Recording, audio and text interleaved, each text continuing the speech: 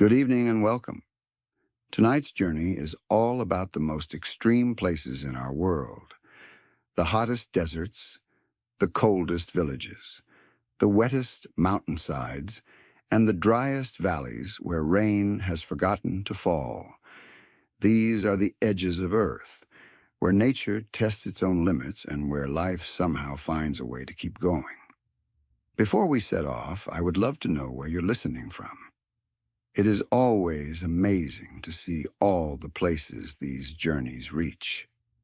If you enjoy relaxing with these explorations, a gentle like and a quiet subscribe would mean a lot.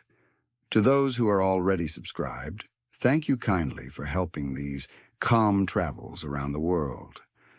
Now, I do hope this video isn't so interesting that it keeps you wide awake.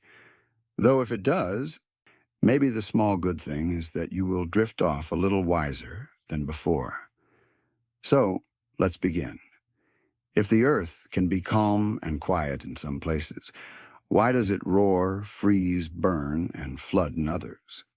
When we talk about extremes, we're not just talking about numbers on a thermometer or records in a book.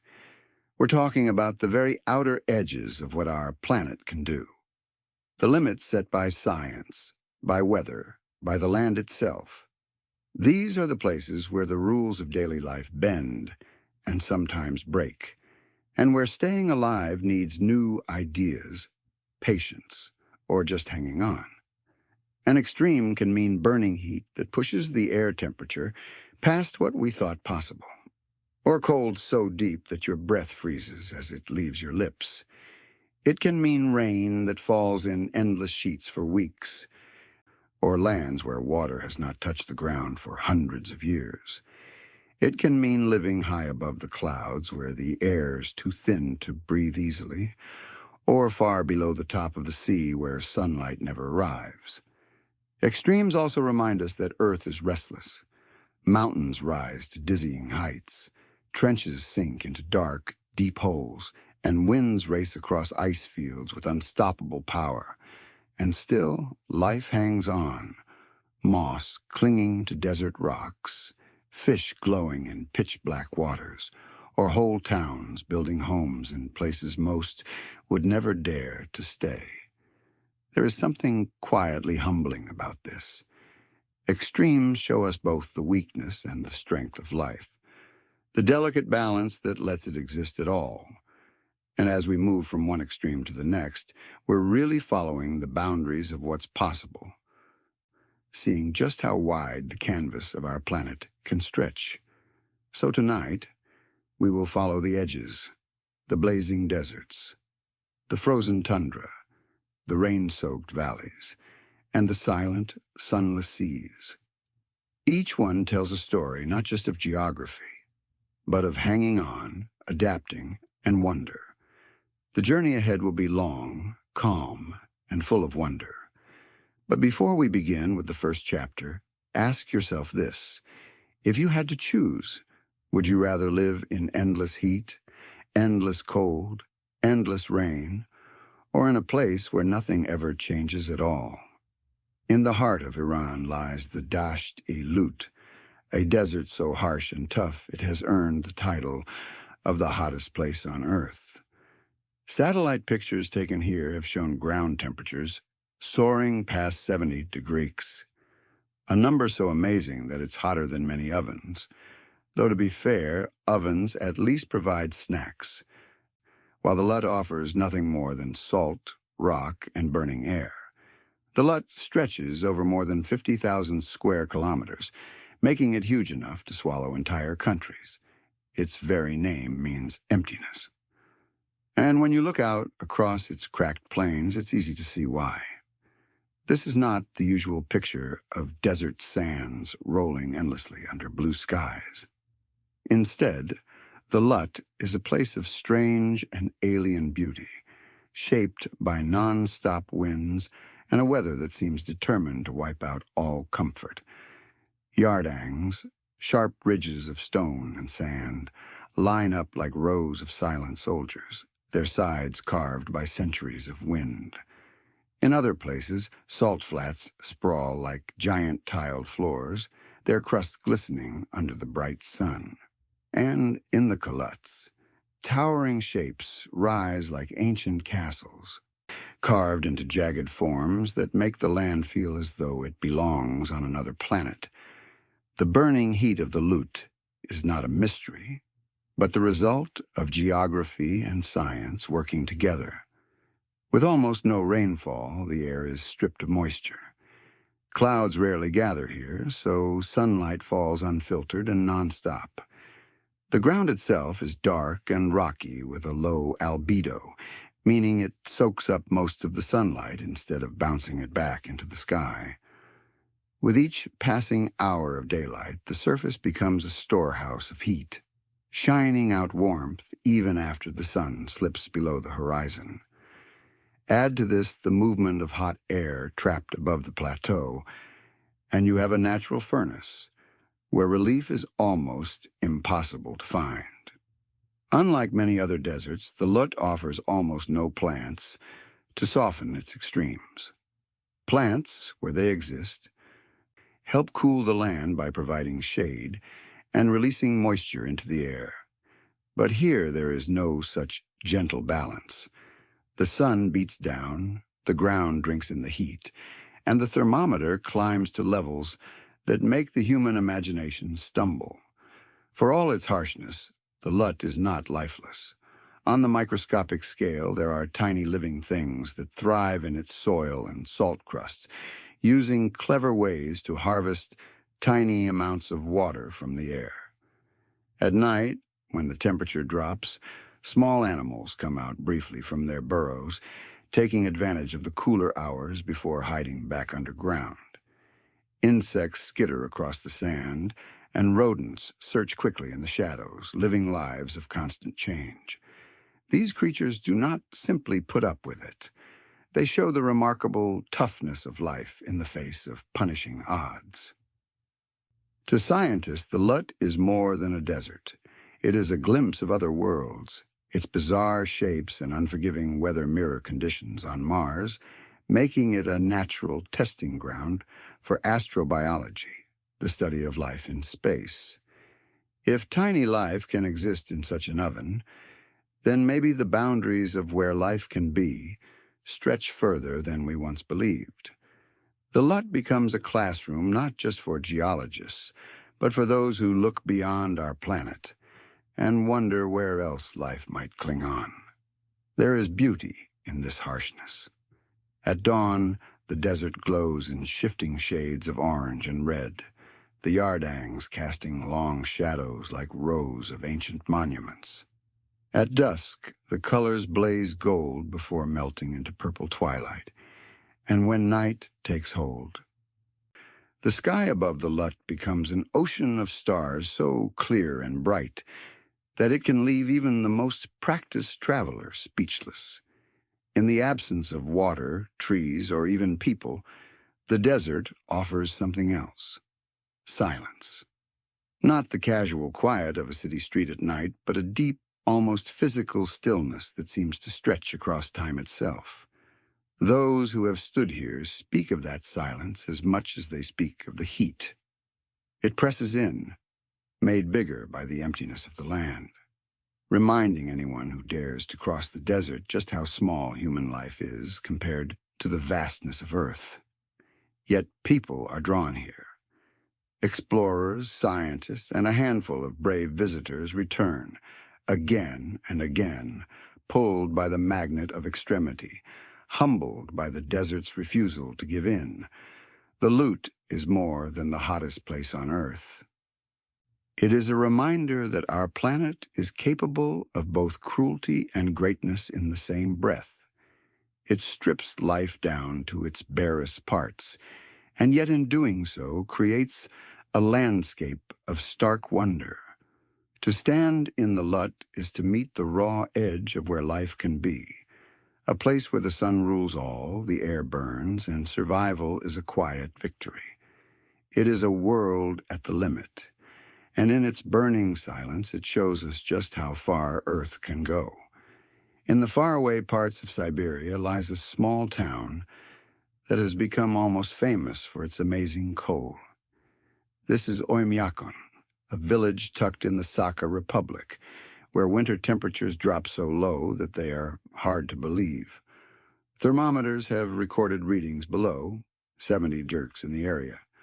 And while the village itself does not always hit that mark, it regularly spends long stretches of winter in the range of 50 degrees. To put that in perspective, that is cold enough to freeze bare skin in seconds and to make metal brittle like glass. It is not simply chilly. It is a cold so deep it seems to seep into the bones of the earth itself. What makes Oymyakon remarkable is not just the harshness of its winters, but the fact that people have chosen to make their homes there. Life in such a place needs a set of changes that might sound almost silly to anyone used to milder weather. For instance, cars are rarely left outside without their engines running. If you turn off the key overnight, there is a good chance the car will be frozen solid by morning, its oil thickened, its battery drained, and its parts locked together in icy refusal. As a result, it is common to see a line of trucks and cars gently idling for hours, their exhaust clouds hanging in the still air like little ghosts. The cold reaches into every part of life. Eyelashes quickly gather tiny icicles from the moisture of breath. Beards turn white within minutes outdoors. Even the act of speaking can make clouds that drift like smoke. Pipes, if not carefully covered, burst under the pressure of ice. Indoor plumbing is not reliable. So many residents rely on outhouses, which makes even the most ordinary daily task a small adventure. School children, bundled in layers that make them look like tiny, padded astronauts, walk through frost so thick it paints the entire world in one color. Amazingly, schools only close if the temperature drops below 52 degrees. Anything warmer than that is, in the eyes of the locals, manageable. The question comes up, why would anyone live here at all? The answer is partly in history and partly in their way of life.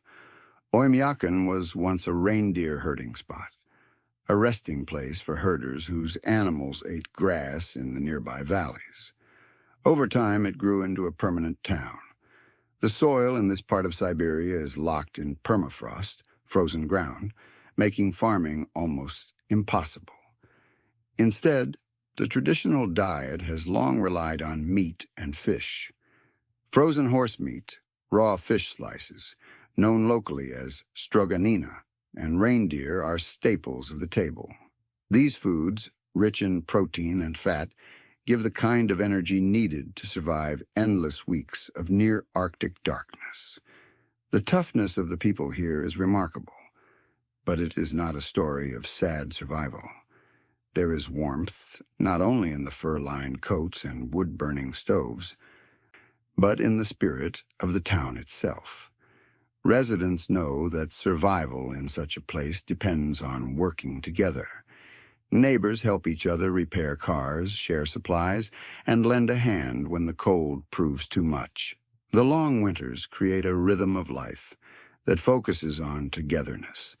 In the evenings, families gather indoors, heated by stoves, sharing stories and meals while the wind rattles frost against the windows. Outside, the world may be locked in ice, but inside there is laughter and closeness. The landscape surrounding Oymyakon is both empty and beautiful.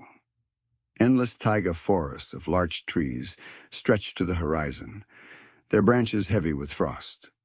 The sky on a clear day is a pale blue dome, and in the deep of winter, the sun barely creeps above the horizon, casting long shadows across the snow. At night, the aurora borealis, northern lights, sometimes paints the heavens in shifting curtains of green and purple. It is a reminder that even the harshest places can be touched by beauty, that extreme places often carry their own special rewards. Geographically, the cold here is explained by the village's position in a valley where freezing air settles like water in a bowl. The surrounding mountains block warmer currents, and in winter the area becomes a trap for icy air.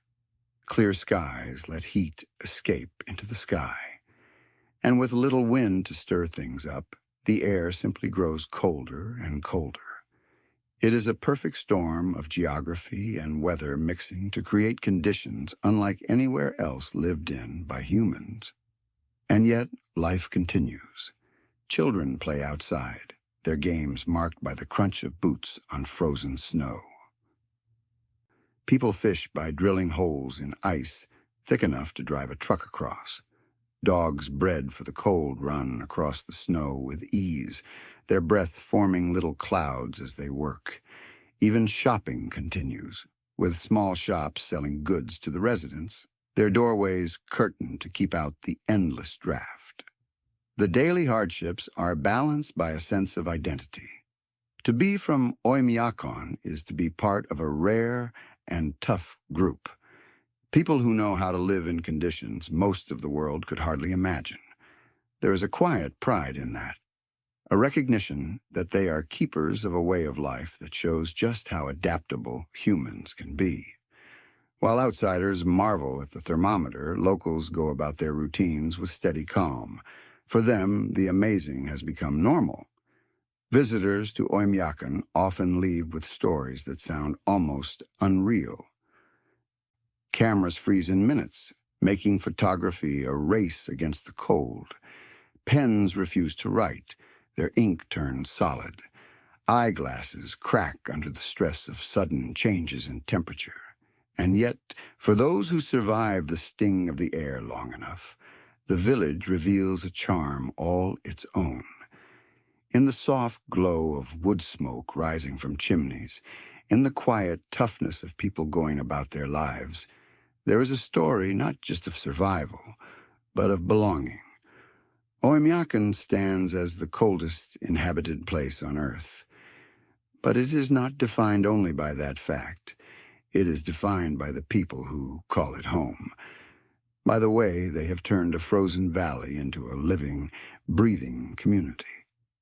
It is a place where diesel engines hum through the night, where eyelashes sparkle with ice crystals, and where warmth is found not only in fire and fur, but in the bonds between neighbors. In the end, it is proof that even in the most merciless cold, life can carve out a space for itself, and in doing so, make the impossible seem almost ordinary. On the frozen continent of Antarctica, where ice stretches as far as the eye can see, the air itself seems to take on a restless personality. Nowhere else on Earth does the wind roar with such non-stop power and such fierceness.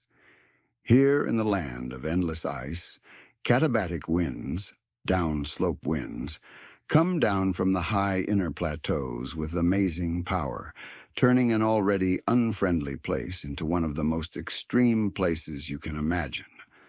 The term katabatic comes from the Greek word for going down, and it perfectly captures the nature of these winds. Antarctica's huge interior is a high, dome-like plateau covered in ice sheets thousands of meters thick. At the top of this dome, the air becomes incredibly cold and thick. Thick air is heavy, and gravity insists that it cannot stay sitting at the top forever.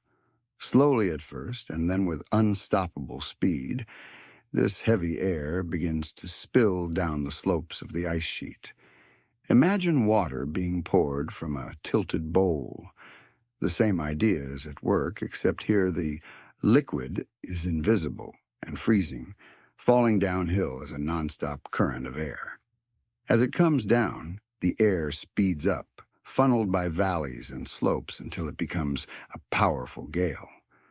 In some parts of coastal Antarctica, wind speeds have been measured at over 200 km/h. That is fast enough to knock a person off their feet and make even walking a dangerous idea. These winds are not quick bursts. They can last for days, howling across the land with a determination that feels almost alive. The effect on the land is huge. Snow is scraped away, packed into hard ridges called sastrugi that stretch across the surface like frozen waves. These ridges, shaped by wind, can be sharp enough to trip a clumsy traveler and tough enough to wear down the runners of sleds.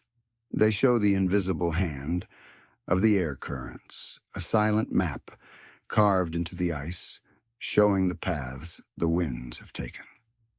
To move through this land is to walk across a record of the air's restlessness, a frozen diary written in peaks and grooves. Living in such a place needs toughness, not only against the cold, but against the non-stop battering of the air. Research stations scattered along the coast and inside are built with this in mind. Buildings are often raised on stilts to stop them from being buried by drifting snow, and their smooth shapes help reduce the drag of the wind. Doors open inward to stop sudden gusts from tearing them off their hinges. Even with such protections, the wind is an always present friend, rattling windows, whistling through cracks, and creating a constant background roar that never quite disappears. Life inside these stations can feel like life on another planet. Scientists and staff are often alone for months at a time, cut off from the outside world by the very conditions they have come to study. The wind becomes a kind of soundtrack to daily life. It howls and moans, rises and falls, sometimes screaming so loudly against the walls that sleep becomes difficult. And then, sometimes, it stops. The sudden silence can be just as unsettling as the noise. In the absence of the gale, the vast emptiness of Antarctica presses in. The stillness is so complete that even one's own breathing feels loud. Despite the harshness, the winds play an important role. They help drive the movement of sea ice, affecting ocean currents that ripple outward to affect weather around the globe. They shape the surface of the continent, moving snow around and sometimes scraping the ground clear of ice entirely. In places where the wind is strongest, the ground is bare rock, creating tiny, wind-swept green spots in an otherwise white desert. It is a reminder that even in its violence, nature has purpose. And Antarctica's storms are part of a larger system that connects faraway weather to this frozen heart.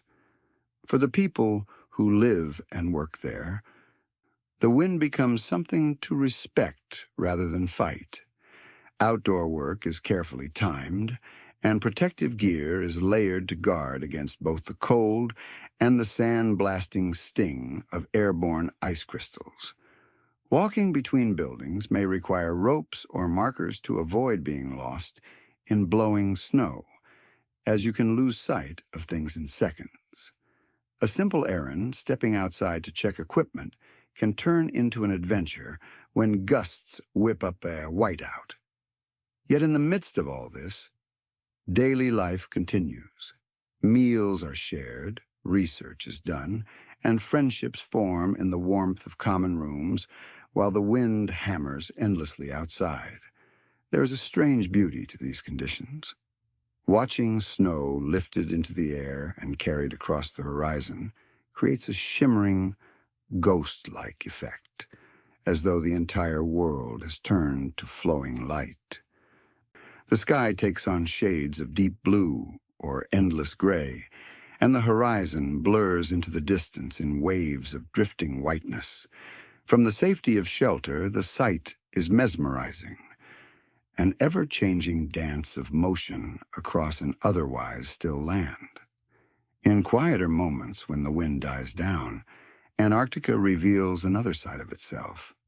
The eerie silence is so total that it can feel otherworldly, with no trees to rustle, no animals to call, no rivers to murmur.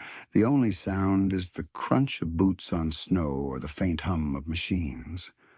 For those used to the non-stop gales, this silence feels almost louder than the storms, a reminder that beneath all the noise, Antarctica is a continent of vast emptiness.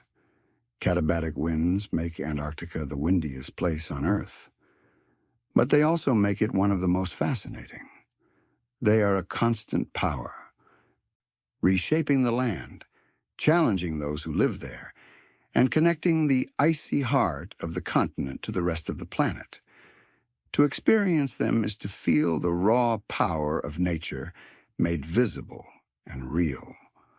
A reminder that the air around us is never truly still, but always on the move. In Antarctica, the wind is not a background element. It is the defining character of the land, restless, powerful, and unforgettable.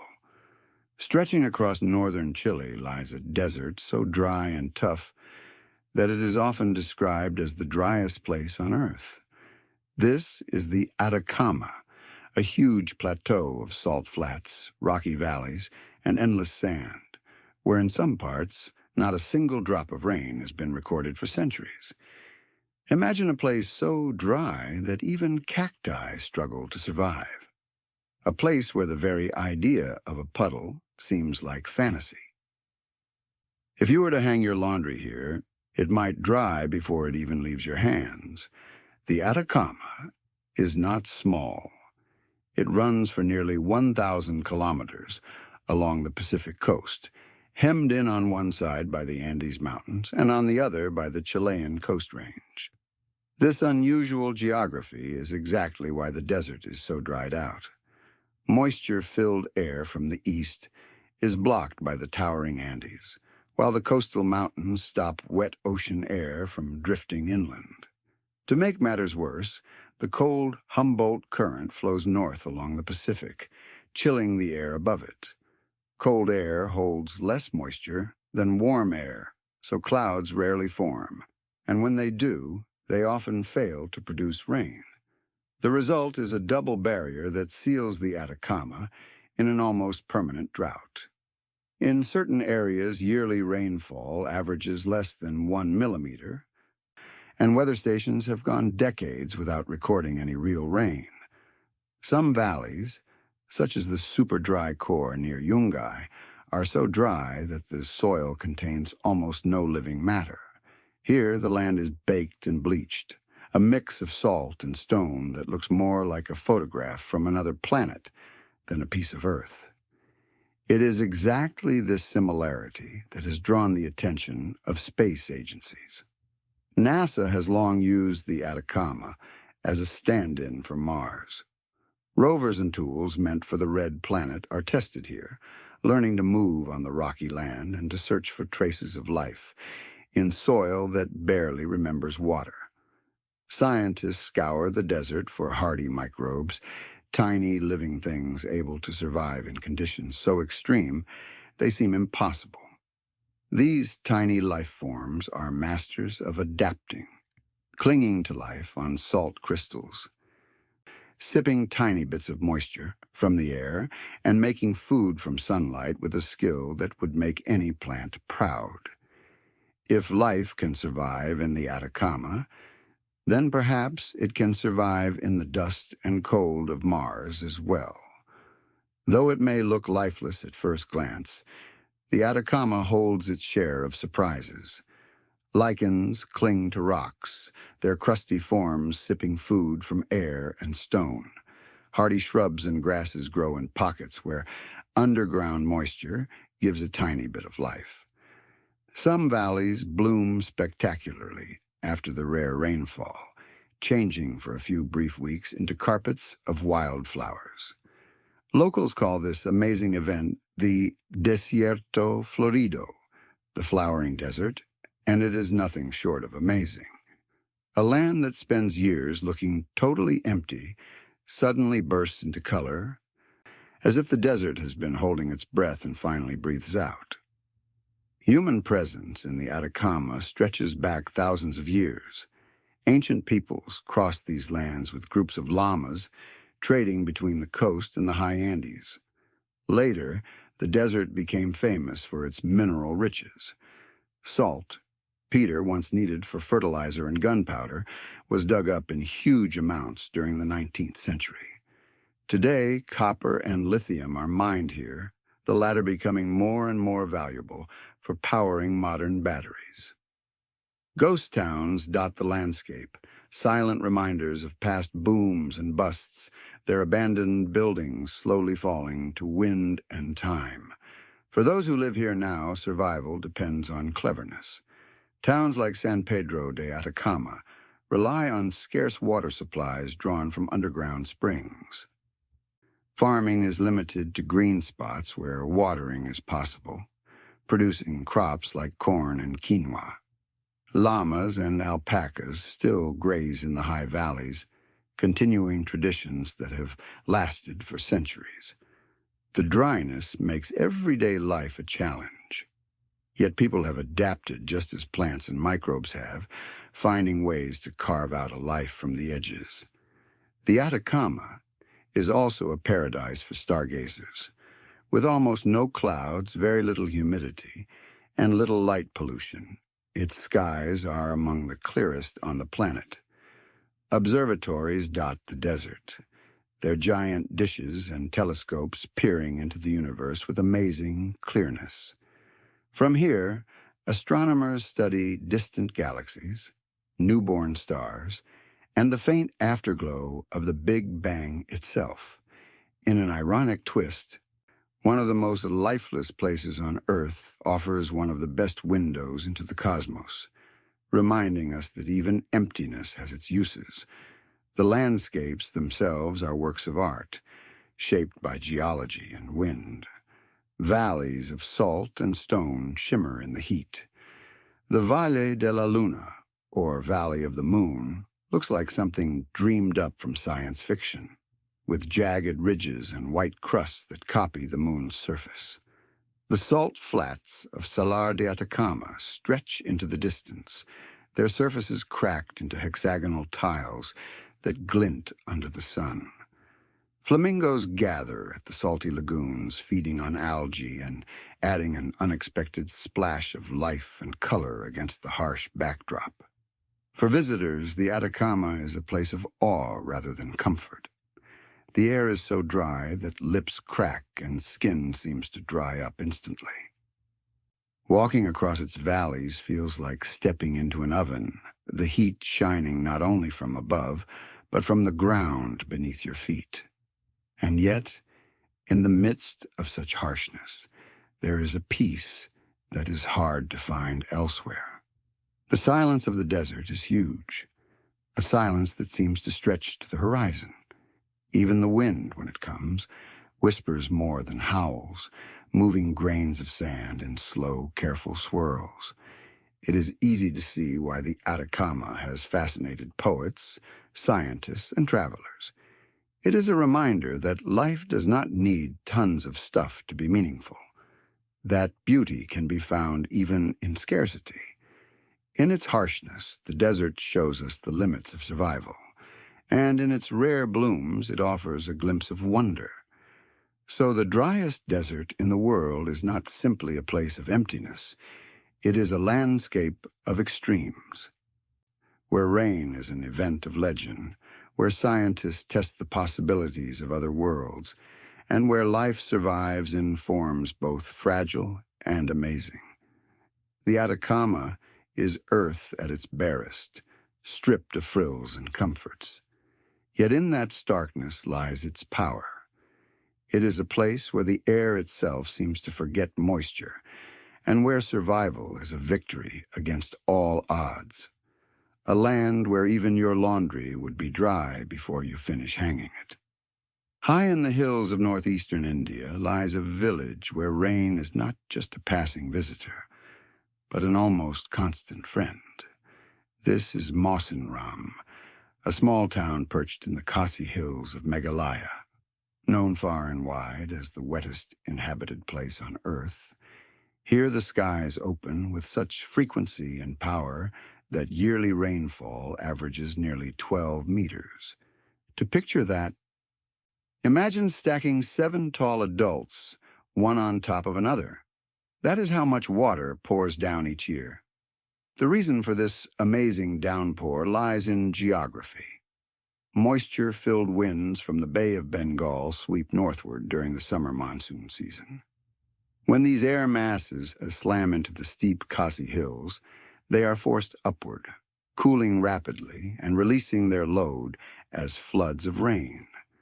This process, known as mountain rain, orographic rainfall, is the key to Mawson Ram's reputation. The geography of the land pretty much squeezes water from the sky, turning the village into a natural rain collector. The monsoon is not a single storm, but a pattern, a rhythm that beats through the area year after year. Clouds gather like an army on the horizon, darkening the sky until day feels like twilight. Then the rain begins, not as a drizzle, but as a roaring sheet that hammers rooftops, drums on leaves, and floods paths within minutes. For months on end, this cycle repeats. There is no gentle patter, no misty sprinkle. In Mawson Ram, when it rains, it does so with meaning. Life here has been shaped entirely by this flood. Houses are built with sloping roofs of grass or rippled metal, designed to shed the endless water as fast as possible. Paths between villages often turn into rivers, so people carry large umbrellas made of bamboo and banana leaves, so wide they look like portable huts. Villagers learn from a young age to live in harmony with dampness, drying clothes over smoky fires rather than under an unreliable sky. Even indoors, the air is never entirely free of moisture. Walls soak it up, floors reflect it, and furniture quietly swells with it. Yet the people of Mawson Ram have not only survived the rain, they have welcomed it. Farmers grow crops like rice and maize, which grow well in the soaked soil. Bamboo, one of the fastest-growing plants in the world, thrives in the humid weather and is used for everything from tools to homes. In some nearby villages, locals have even trained living tree roots into bridges, weaving them over streams swollen by rain. These living root bridges, strong and flexible, are proof of patience and cleverness, often taking decades to fully form, but lasting centuries once complete. The feeling of Mawson Ram is unlike anywhere else. Mist rolls over the hills, blurring the line between earth and sky. Leaves drip steadily long after each storm has passed, the forest echoing with a chorus of tiny water notes. Rivers roar and waterfalls thunder, tumbling in endless streams from cliffs and slopes. The air smells forever of wet earth, moss, and green plants. Shoes squelch with every step, and the sound of rain on rooftops becomes as familiar as breathing. For locals, silence is not the absence of noise, but the brief pause between downpours. The challenges of endless dampness are real. Roads wash out, travel becomes difficult, and belongings are in constant danger of mildew. Even firewood must be carefully stored to keep it from becoming too wet to burn. For outsiders, it can feel overwhelming, as though the very air has turned to water. But those who live here see it differently. The rain is not a bother. It is life itself.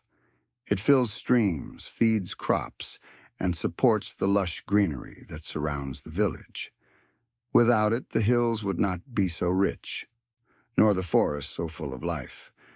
There is also a beauty you can't deny in all this water. The Khasi Hills are a patchwork of rolling green slopes hidden in drifting clouds. Waterfalls plunge in silver ribbons down cliff faces, sometimes appearing overnight after a particularly heavy storm. During the monsoon months, every surface seems alive with growth. Ferns uncurl, moss carpets stone walls, and flowers bloom in bright defiance of the gloom. The land feels soaked not just with water, but with life, as if the rain has filled everything with energy. Scientists study the area to better understand monsoon patterns and the delicate balance of rainfall across South Asia. The monsoon is both a blessing and a challenge. It supports farming across the subcontinent, but its power can also bring flooding and destruction. In moss and ram, the relationship with the monsoon is especially close. It is not seen as an enemy to be fought, but as a power woven into daily life.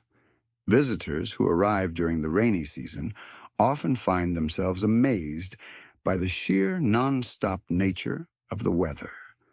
Umbrellas turn inside out, ponchos cling uselessly to soaked clothing, and shoes give up almost right away.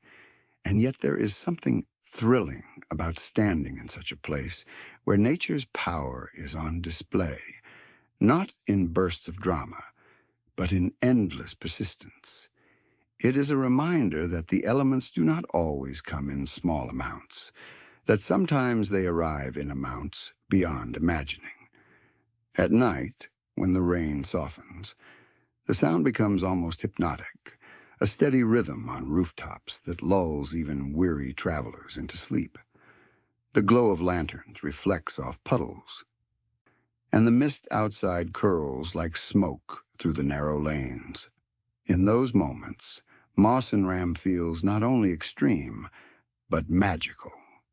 A place where the sky and the earth meet in an embrace of water. The wettest place on Earth is not defined only by statistics and records, though those numbers are impressive.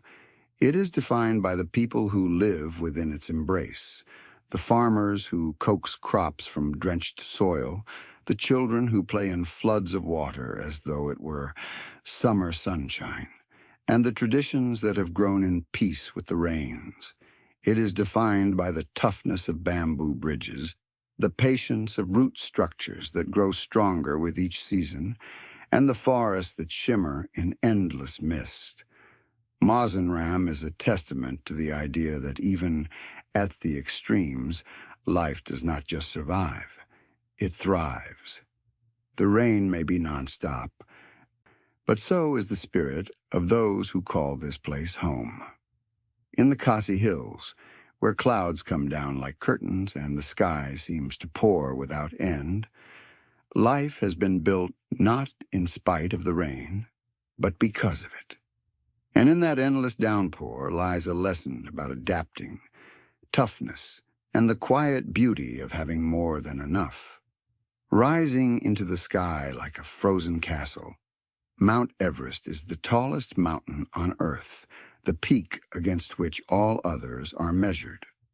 Its top, at just over 8,800 meters above sea level, touches a world where the air is too thin for trees, too harsh for most animals, and where even humans can stay only for a short time. Yet this mountain, standing among the Himalayas, is more than just a number on a chart.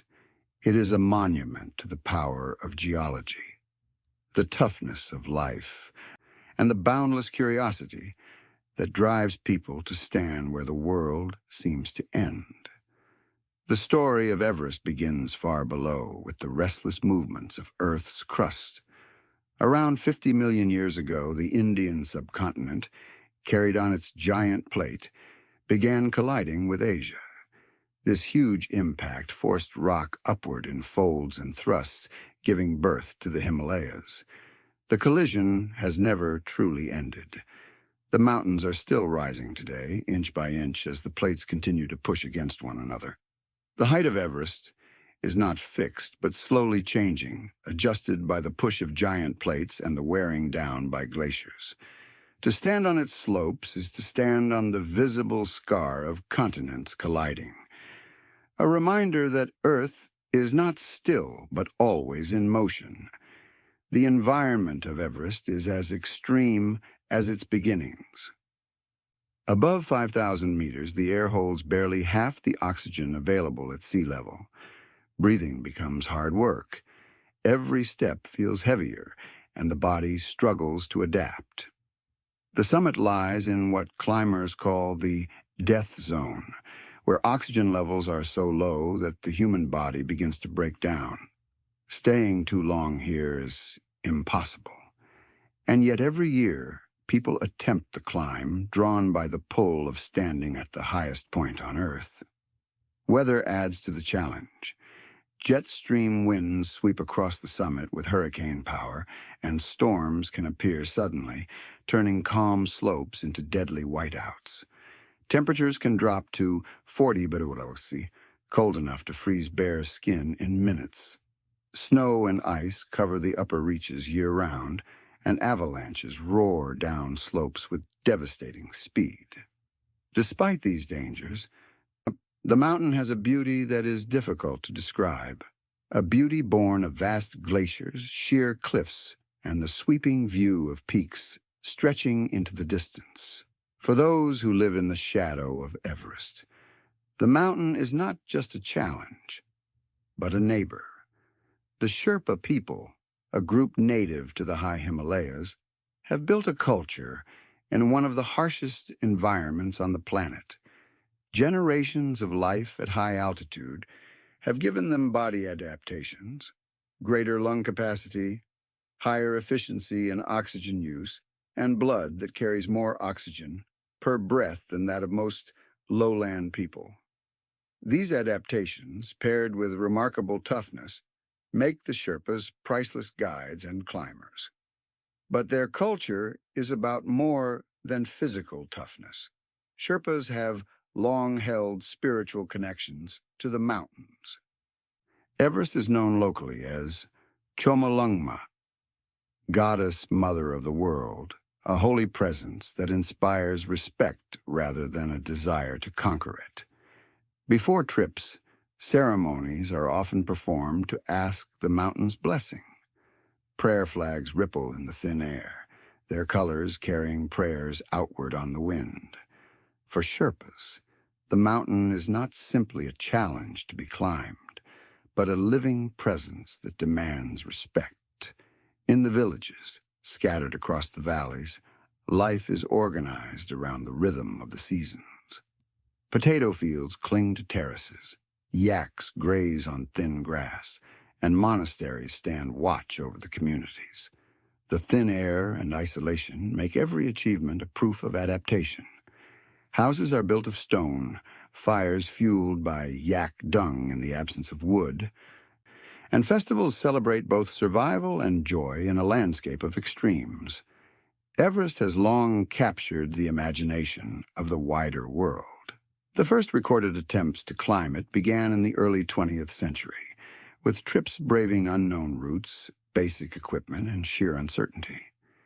In 1953, Edmund Hillary of New Zealand and Tenzing Norgay, a Sherpa climber, became the first confirmed pair to reach the summit, a huge event that echoed around the globe.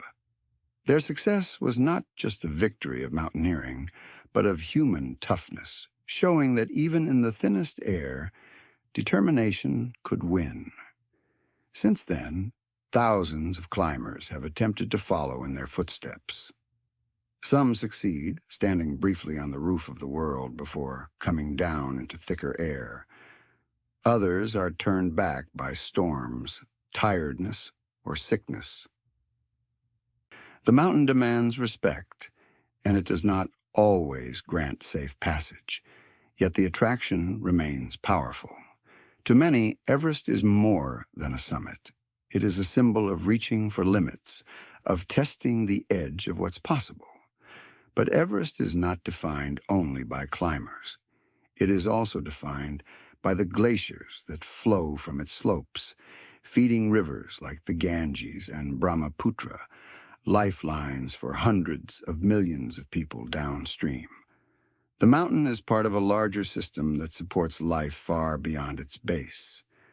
Climate change is altering these glaciers, retreating ice, threatening water supplies, and reshaping the future of those who depend on them. In this way, Everest is not just a distant challenge for adventurers, but a key part of the living planet. For all its dangers and difficulties, the mountain continues to inspire awe. To stand in its shadow, even at the base camp, is to feel the weight of its huge size, the scale of rock and ice that humbles human goals. Its slopes remind us of Earth's restless nature, of cultures that have grown in high valleys, and of the curiosity that drives people to seek horizons beyond the ordinary. Mount Everest is often spoken of in terms of height and hardship, but it is also a reminder of beauty, toughness, and connection. It rises from a collision of continents, towers above landscapes shaped by time, and watches over communities that have learned to thrive where air itself seems scarce. In its greatness lies a story of survival, of geology, of culture, and of the human spirit that cannot resist looking upward and wondering what it might feel like to touch the sky. Far out in the western Pacific Ocean lies a place where Earth folds in on itself, plunging deeper than any canyon on land. This is the Mariana Trench, a vast scar in the seafloor that stretches for more than 2,500 kilometers and reaches depths of nearly 11 kilometers at its lowest point, Challenger Deep. To imagine that distance, picture Mount Everest turned upside down and planted in the trench. Its peak would still be well below the water's surface. The trench was formed by the slow, unstoppable process of subduction, one giant plate sliding under another. Here, the Pacific Plate is sliding beneath the smaller Mariana Plate, driven downward into the Earth's mantle. As the plate bends, it drags the seafloor with it, creating a deep, narrow arc. This movement is part of the great plate-moving engine that shapes our planet, recycling crust into the inside while raising mountains and volcanoes elsewhere. The Mariana Trench is a reminder that Earth is never still, but always shifting, grinding, and renewing itself on timescales far beyond human lifetimes. Conditions in the trench are beyond extreme. At the bottom, the pressure is over 1,000 times greater than at sea level. That is the same as having 50 jumbo jets stacked on top of you. In this environment, steel would be crushed and air-filled spaces would implode instantly. It is a world without sunlight, cloaked in endless darkness, where temperatures hover just above freezing. For much of history, scientists assumed that such a place would be lifeless, too harsh for anything to survive. But life, as it so often does, found a way. Explorations using deep-diving subs and remotely operated robots have revealed a surprising cast of living things. Strange amphipods, shrimp-like creatures, swim in the inky blackness. Slime-covered snailfish thrive at depths no other animal with a backbone can handle. Microbes cluster around vents in the seafloor, feeding on chemicals rather than sunlight. These creatures are adapted in remarkable ways. Their cell walls are strengthened against crushing pressure. Their bodies are fine-tuned to get energy where almost none exists. They are fragile in our world, but perfectly suited to theirs, thriving in a place that once seemed unlivable. The darkness of the trench is total. Sunlight gets through only the upper few hundred meters of ocean, leaving the deep abyss below in eternal night. In this absence of light, many creatures make their own, called bioluminescence, with small flashes and glimmers popping in the blackness. Communication signals, lures for prey, or warnings to predators. In a way, the deep sea is not empty, but alive with pinpricks of alien beauty, a star field flipped upside down and hidden beneath the waves. The first human visit to the deepest point came in 1960 when Jacques Picard and Don Walsh went down in the bathyscaphe Trieste. Trapped in a thick steel ball, they sank for nearly 5 hours before touching the sea bottom. Their brief glimpse of the trench was murky, disturbed by clouds of silt, but it proved that humans could reach the deepest part of the ocean. More than 50 years later, filmmaker James Cameron made a solo dive to Challenger Deep, capturing clearer images of the empty but fascinating landscape. Since then, robot missions have expanded our view, revealing ecosystems we're only beginning to understand. The trench is not just a curiosity. It is also a vital piece of Earth's systems. Subduction zones like this one are responsible for some of the planet's most powerful earthquakes and volcanic eruptions. They are also where old seafloor disappears into the mantle, balancing the creation of new crust at mid-ocean ridges. The Mariana Trench, in all its mystery, is part of the cycle that keeps Earth active. Without such processes, the planet's surface would look very different indeed. Despite its remoteness, the trench is not safe from human influence. Plastic bags and other trash have been found at its depths, carried down by ocean currents and settling in places once thought untouchable. Even here at the bottom of the sea, the fingerprints of human activity are visible. It is a serious reminder that our reach extends further than we might wish, that our waste can fall into even the most out-of-reach corners of the planet. Still, awe outweighs worry when thinking about the trench. Its huge size is humbling. The idea of a canyon of such depth, hidden beneath kilometers of water, stretches the imagination. It is a world we cannot see directly with our own eyes, but one that exists as clearly as any mountain range or forest. To study it is to peer into the unknown, to listen for whispers from the deep that tell of toughness, adaptation, and the greatness of Earth's hidden places. Standing at the shore, watching waves roll in, it is easy to think of the ocean as a surface, a restless but shallow space. Yet beneath lies a world as dramatic as any continent, filled with peaks, valleys, and trenches. The Mariana Trench is the most extreme of these, a frontier not in space but on our own planet. It reminds us that much of Earth remains unexplored, that beneath the waves are landscapes and creatures still waiting to be discovered. To think about the trench is to think about the limits of knowledge. It's a place where pressure and darkness rule, where life takes forms unlike any we are used to, and where geology writes stories in stone and silence. It may be out of sight, but it is not out of reach, and each trip into its depths reveals new wonders. The Mariana Trench stands as a proof of the mystery of the seas, a reminder that even on a well-mapped planet, there are still deep holes left to inspire awe and wonder. Far below sea level, tucked between the dry hills of the Middle East, lies one of Earth's most unusual landscapes. The Dead Sea Depression is the lowest point of exposed land on the planet, a basin sunk more than 400 meters beneath the level of the world's oceans. It is a place where water stays but does not flow out, where salt crystals crust along the shore, and where stillness is so complete that it feels otherworldly.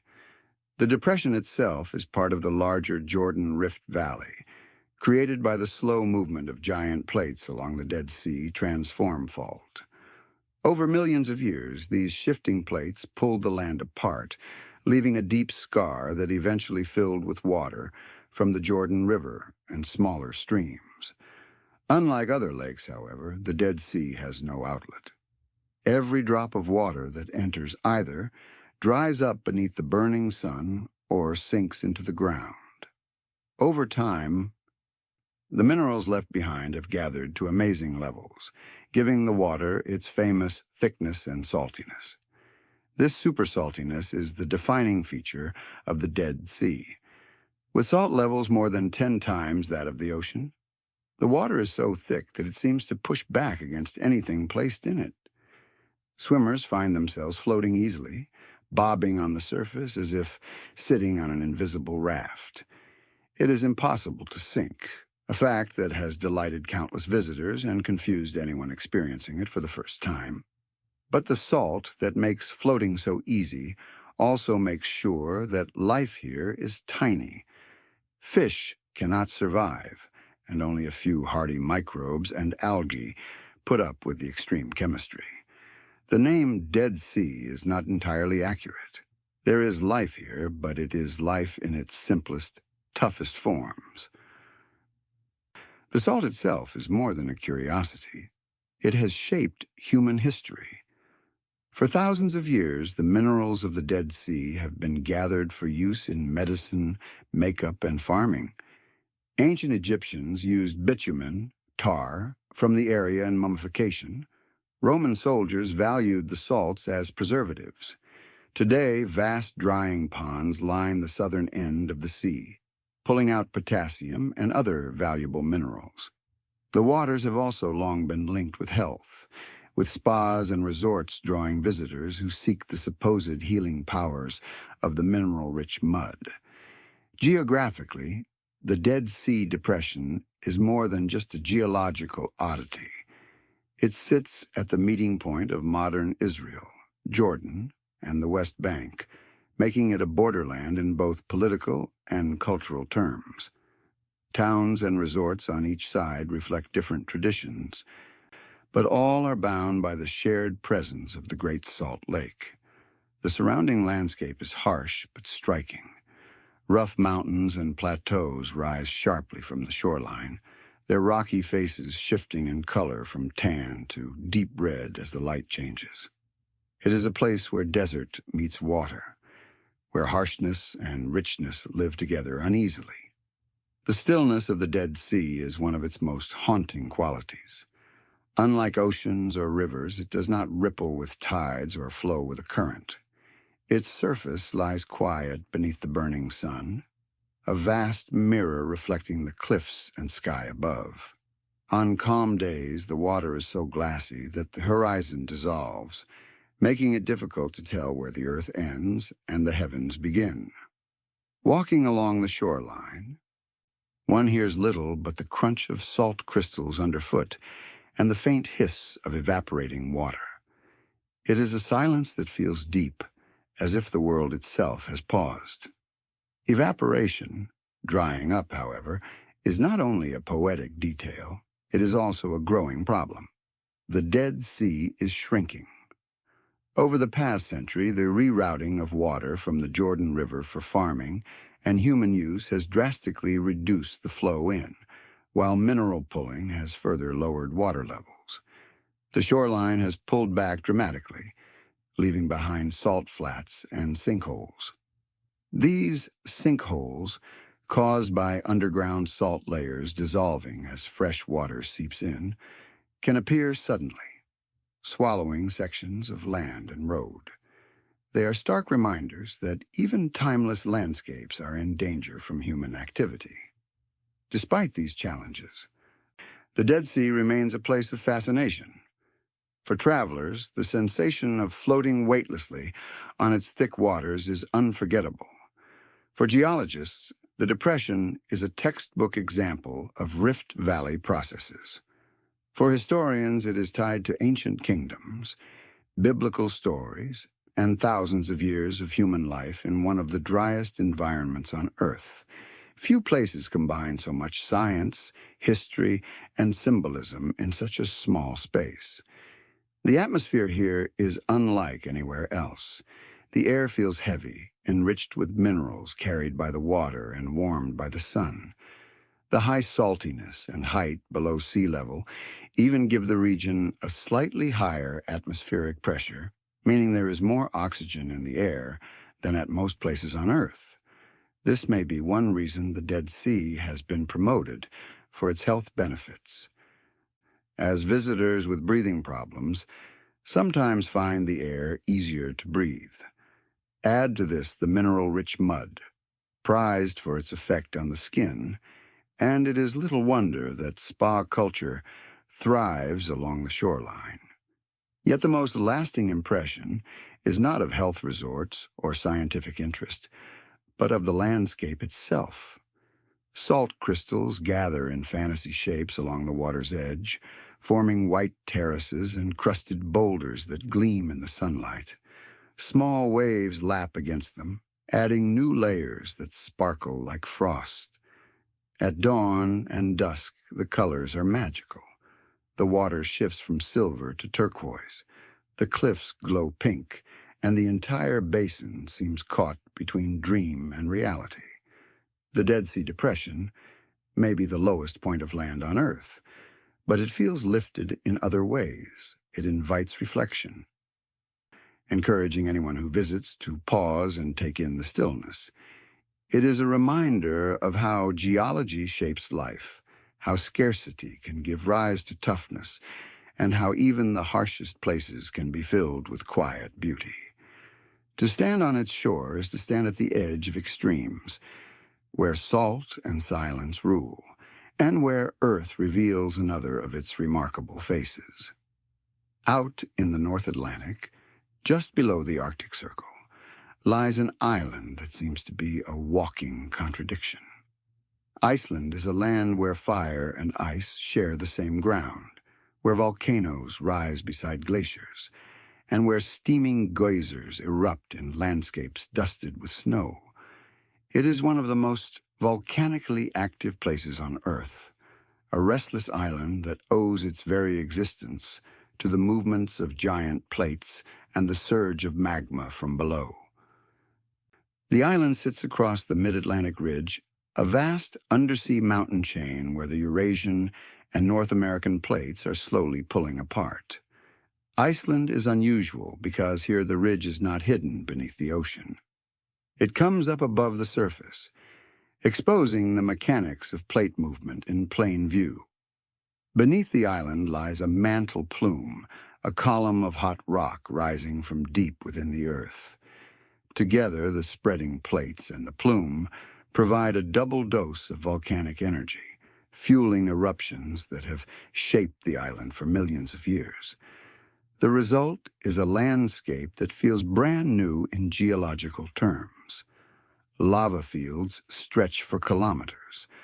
Black rock hardened into rippled waves where molten rivers once flowed.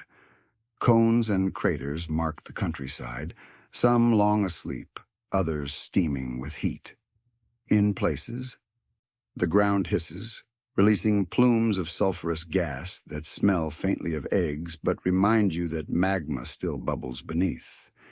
New land is constantly being created, a reminder that Iceland is not a finished product, but a work in progress. For the people who live here, this fiery geology is both a challenge and a gift. Eruptions can be disruptive, as history has shown.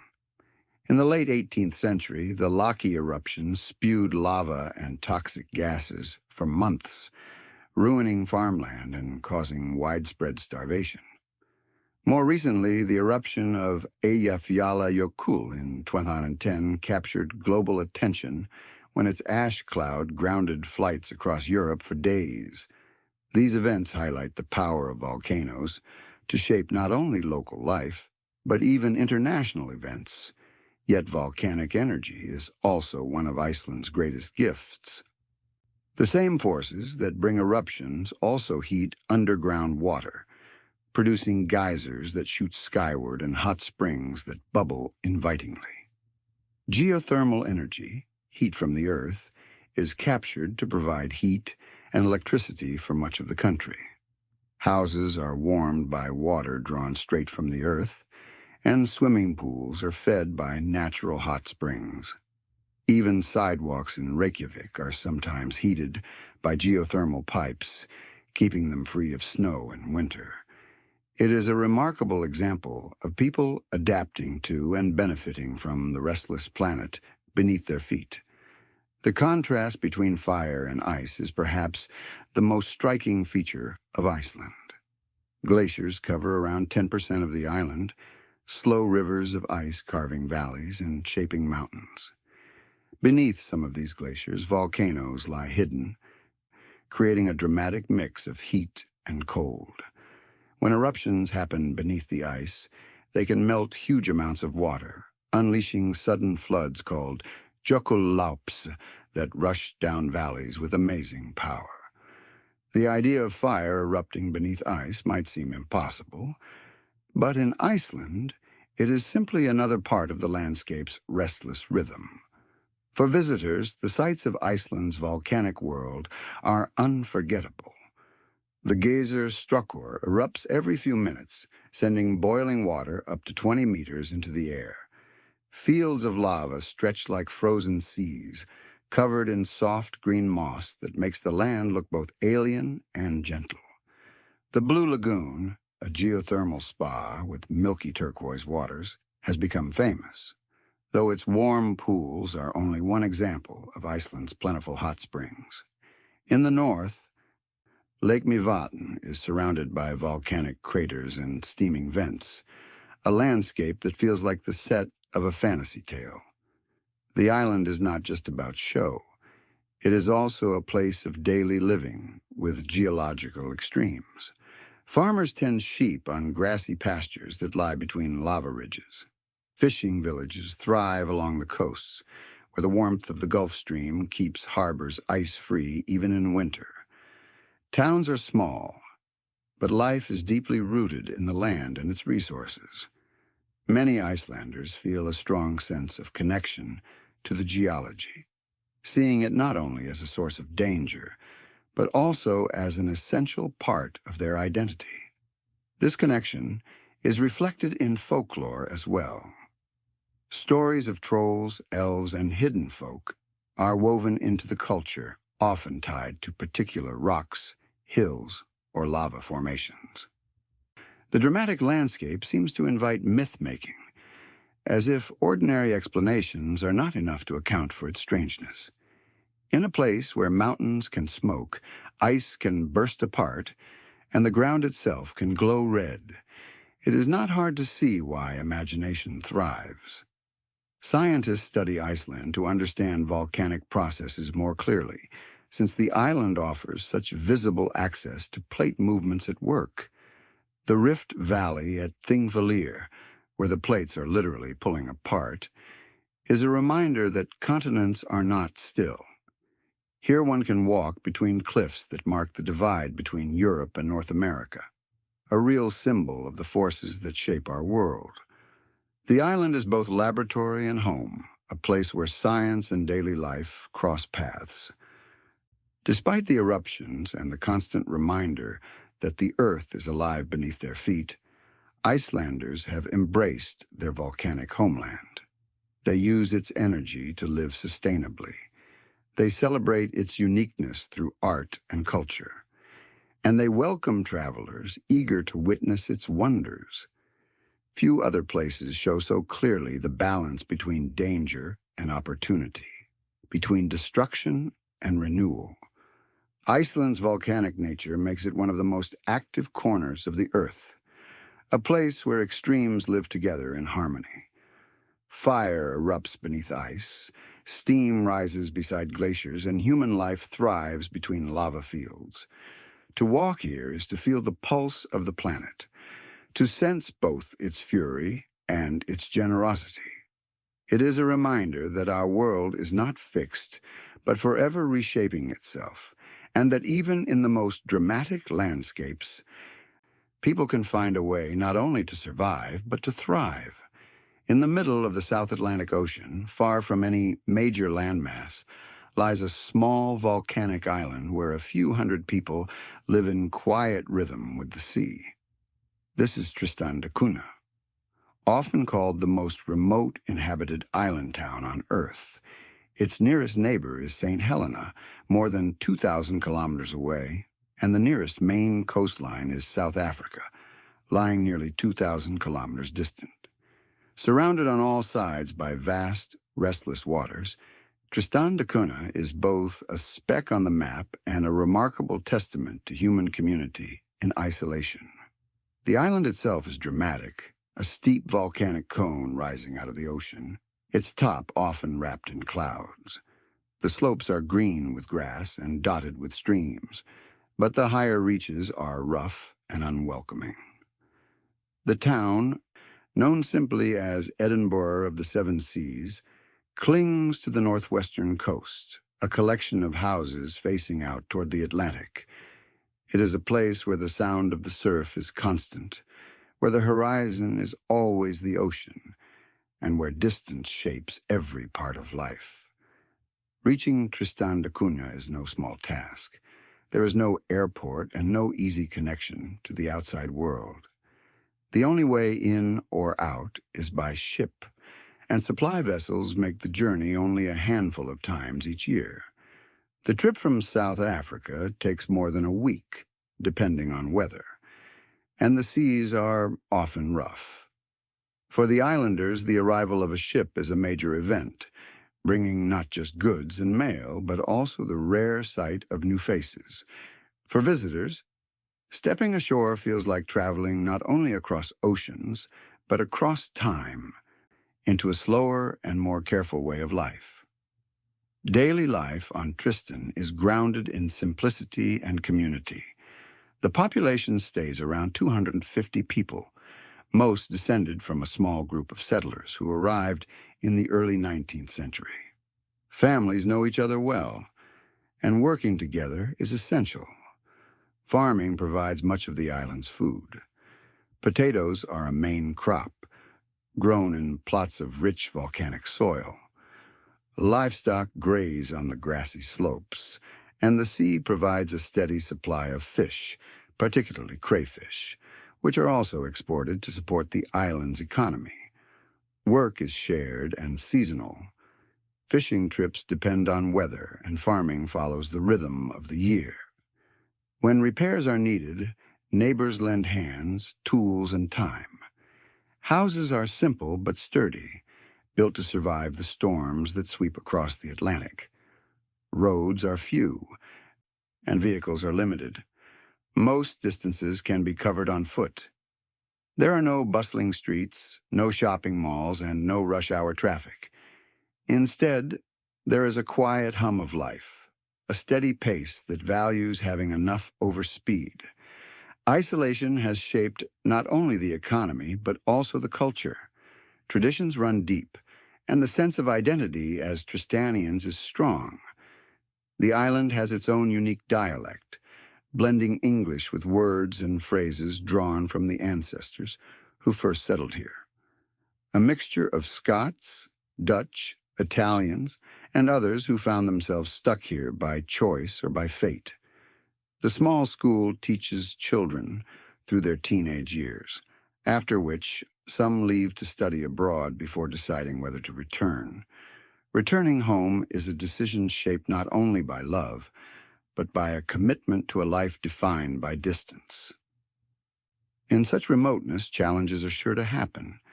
Medical care is basic, and emergencies sometimes require long waits for rescue. Supplies are limited, so self-reliance is key. Islanders grow, preserve, and share food, making use of what the land and sea provide. Entertainment is homemade. Social gatherings, dances, and town events mark the calendar.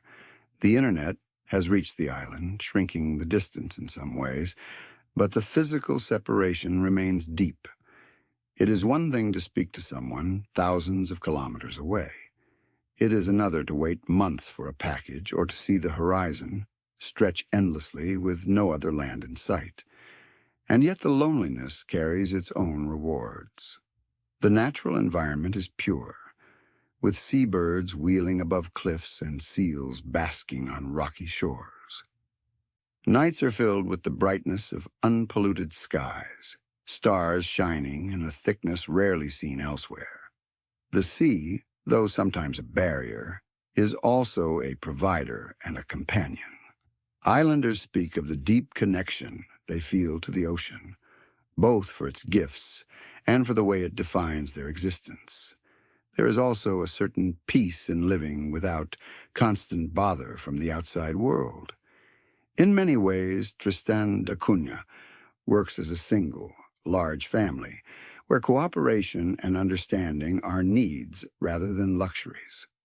Disagreements do happen, as they do in any community, but in such a small place, fixing them is essential. Harmony is not optional, it is survival. Visitors often remark on the warmth of the people.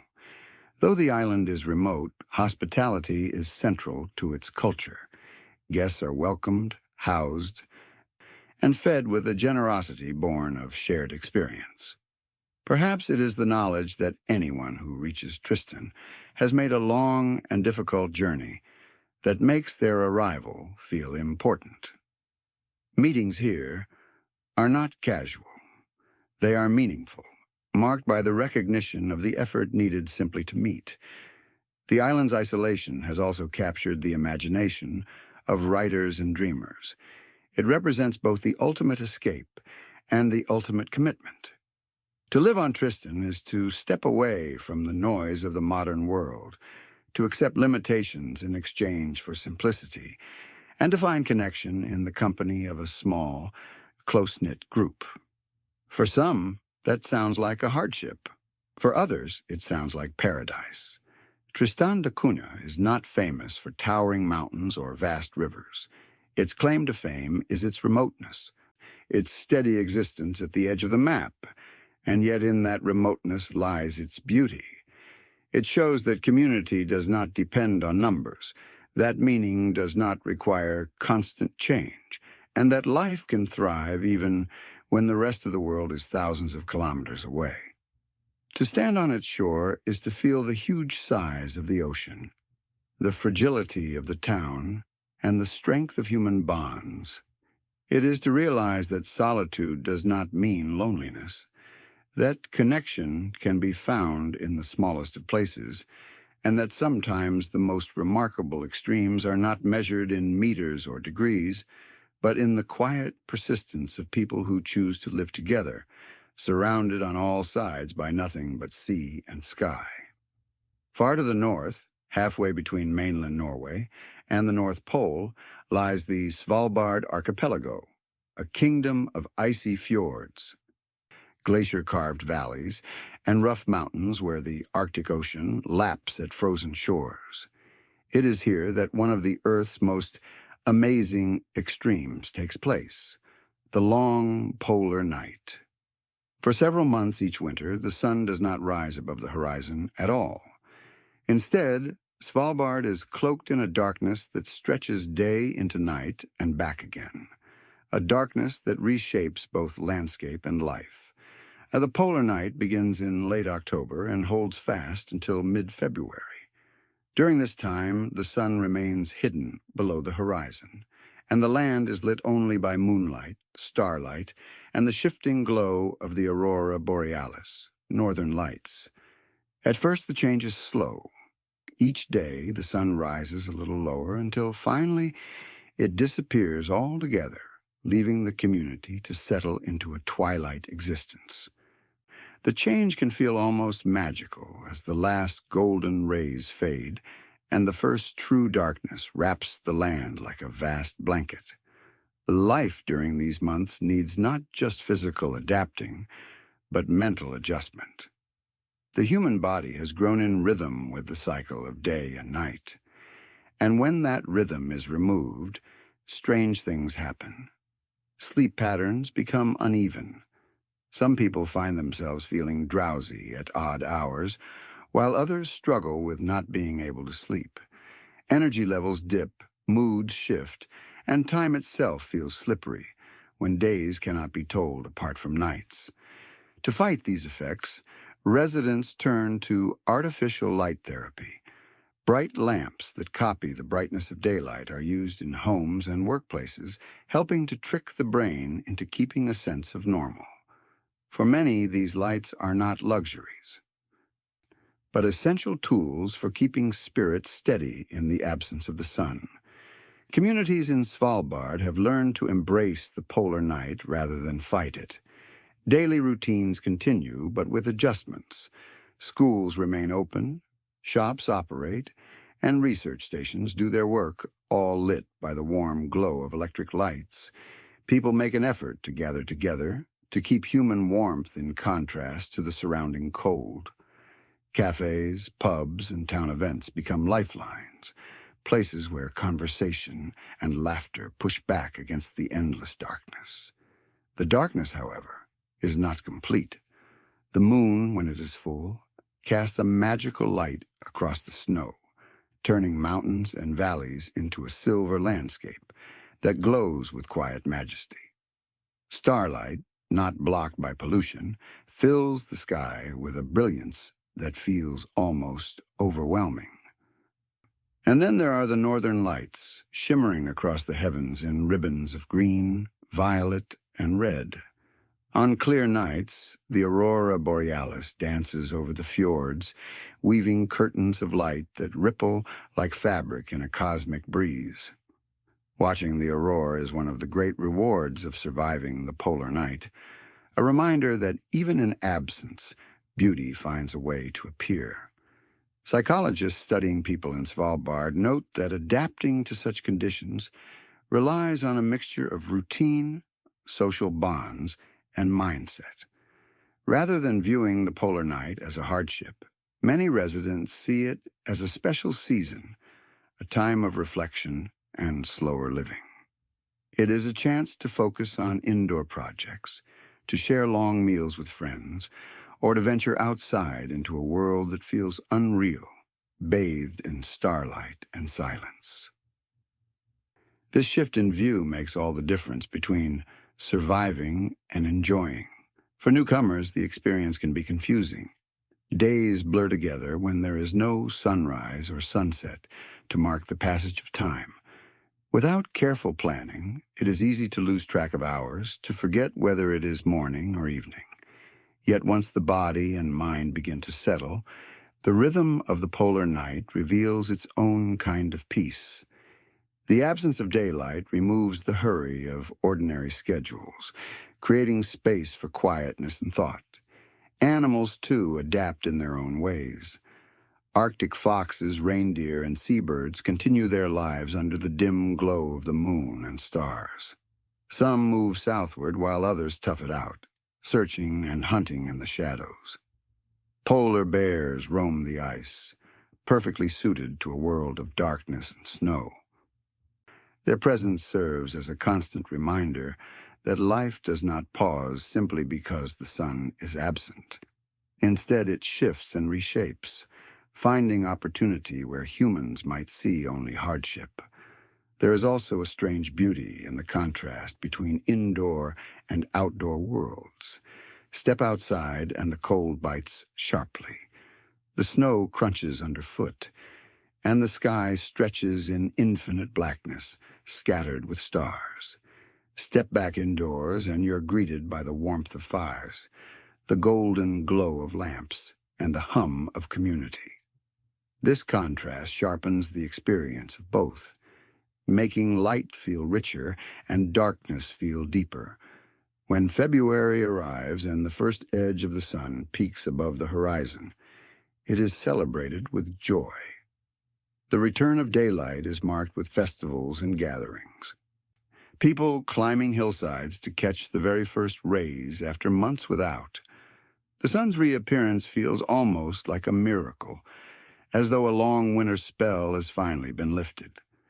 But many locals also look back fondly on the polar night, recognizing it as a season that offers something rare, the chance to live in a world shaped not by daylight, but by its absence. The longest polar night is not simply a test of survival. It is an invitation to experience time differently, to find beauty in what is usually feared, and to embrace a rhythm that is alien, yet deeply human in its own way. It reminds us that life can adapt to almost anything, that darkness can hold wonder, and that even without the sun, the world continues to turn with quiet persistence. In Svalbard, the night does not defeat life. It defines it, and in doing so, creates one of the most extraordinary extremes found anywhere on Earth. At the bottom of the world, when winter finally loosens its grip, the most amazing reversal takes place. The Antarctic summer arrives, and with it comes the longest day on Earth. For months on end, the sun does not dip below the horizon, circling the sky in a slow, endless loop, pouring light over a landscape that only recently lay in frozen darkness. This is the season of the polar day, 24 hours of daylight without pause, when Antarctica briefly awakens into a world of activity and plenty. The reason for this endless day lies in the tilt of Earth's axis. Because the planet leans as it orbits the sun, areas near the poles experience extreme shifts in daylight. In winter, the tilt hides the sun completely, creating months of darkness. In summer, the same tilt keeps the sun forever above the horizon. At the South Pole, the sun rises in September and does not set again until March. It does not climb high overhead, but skims around the horizon, circling in a steady arc and casting long shadows even at midday. The light is constant, but its angle gives it a strange golden quality, as though the world is caught in an endless sunrise. The effect on the land is huge. Glaciers and ice sheets glitter in the low sun, their surfaces sparkling with countless crystals. Mountains loom in sharp outline, their ridges glowing orange as the light grazes their slopes. The sea ice begins to crack and pull back, opening channels of water along the coasts. Where darkness once ruled, light now floods every corner, and the change is so complete it feels almost unreal. The wildlife of Antarctica depends on this brief season of light. For penguins, this is the time of frenzy. Groups numbering in the tens of thousands gather on rocky beaches, filling the air with a storm of calls. Nests are built, eggs are laid, and chicks hatch into a world of continuous daylight. Parents waddle back and forth to the sea, shuttling food for their hungry babies.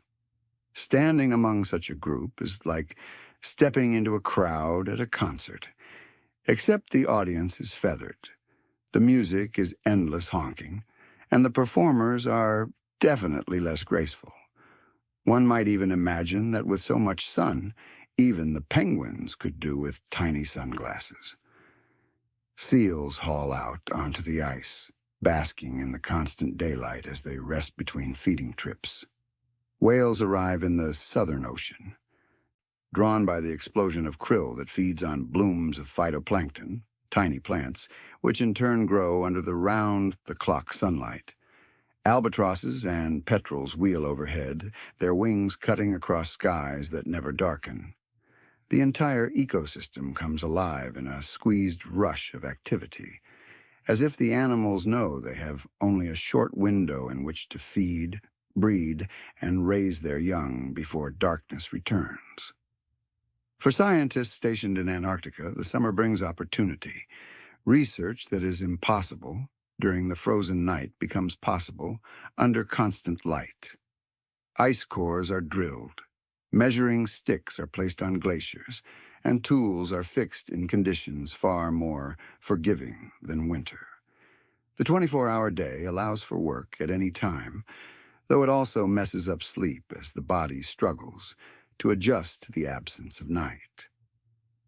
Thick blinds are drawn across windows, and some scientists wear eye masks to copy darkness. But even so, the endless sun can play tricks on time. One can step outside at what feels like midday, only to discover that the clock insists it is 3 in the morning. There's also a strange calm to the polar day. The light is gentle, slanting, and soft, lighting up everything without ever being harsh.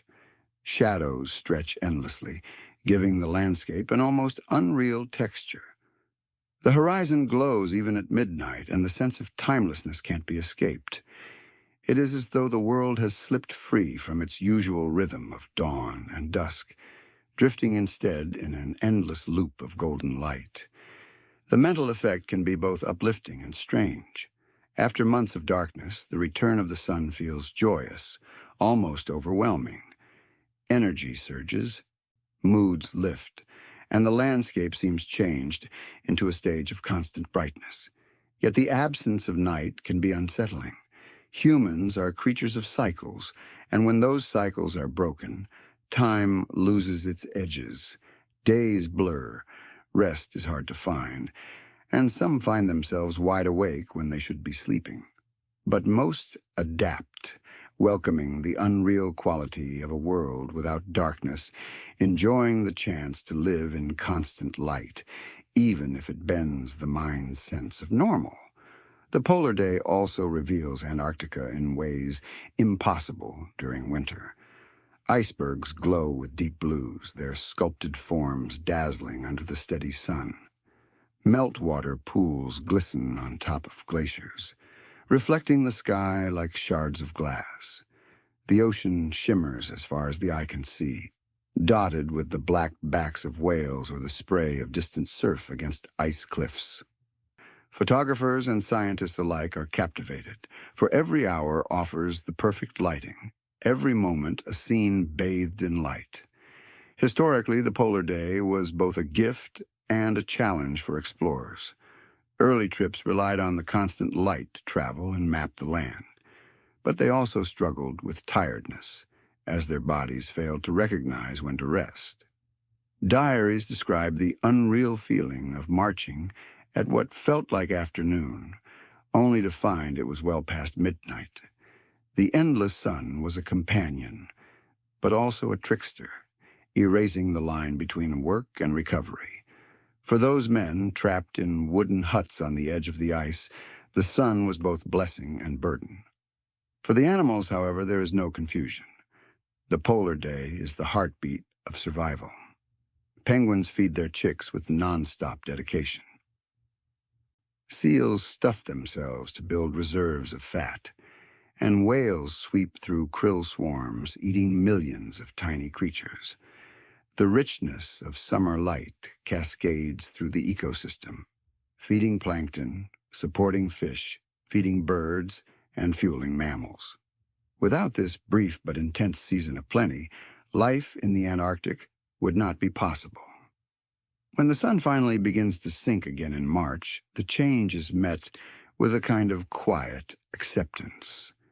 Shadows lengthen, nights return, and the landscape prepares once more for the long, dark winter. The polar day, like the polar night, is quick, a reminder of the extremes written into Earth's tilt.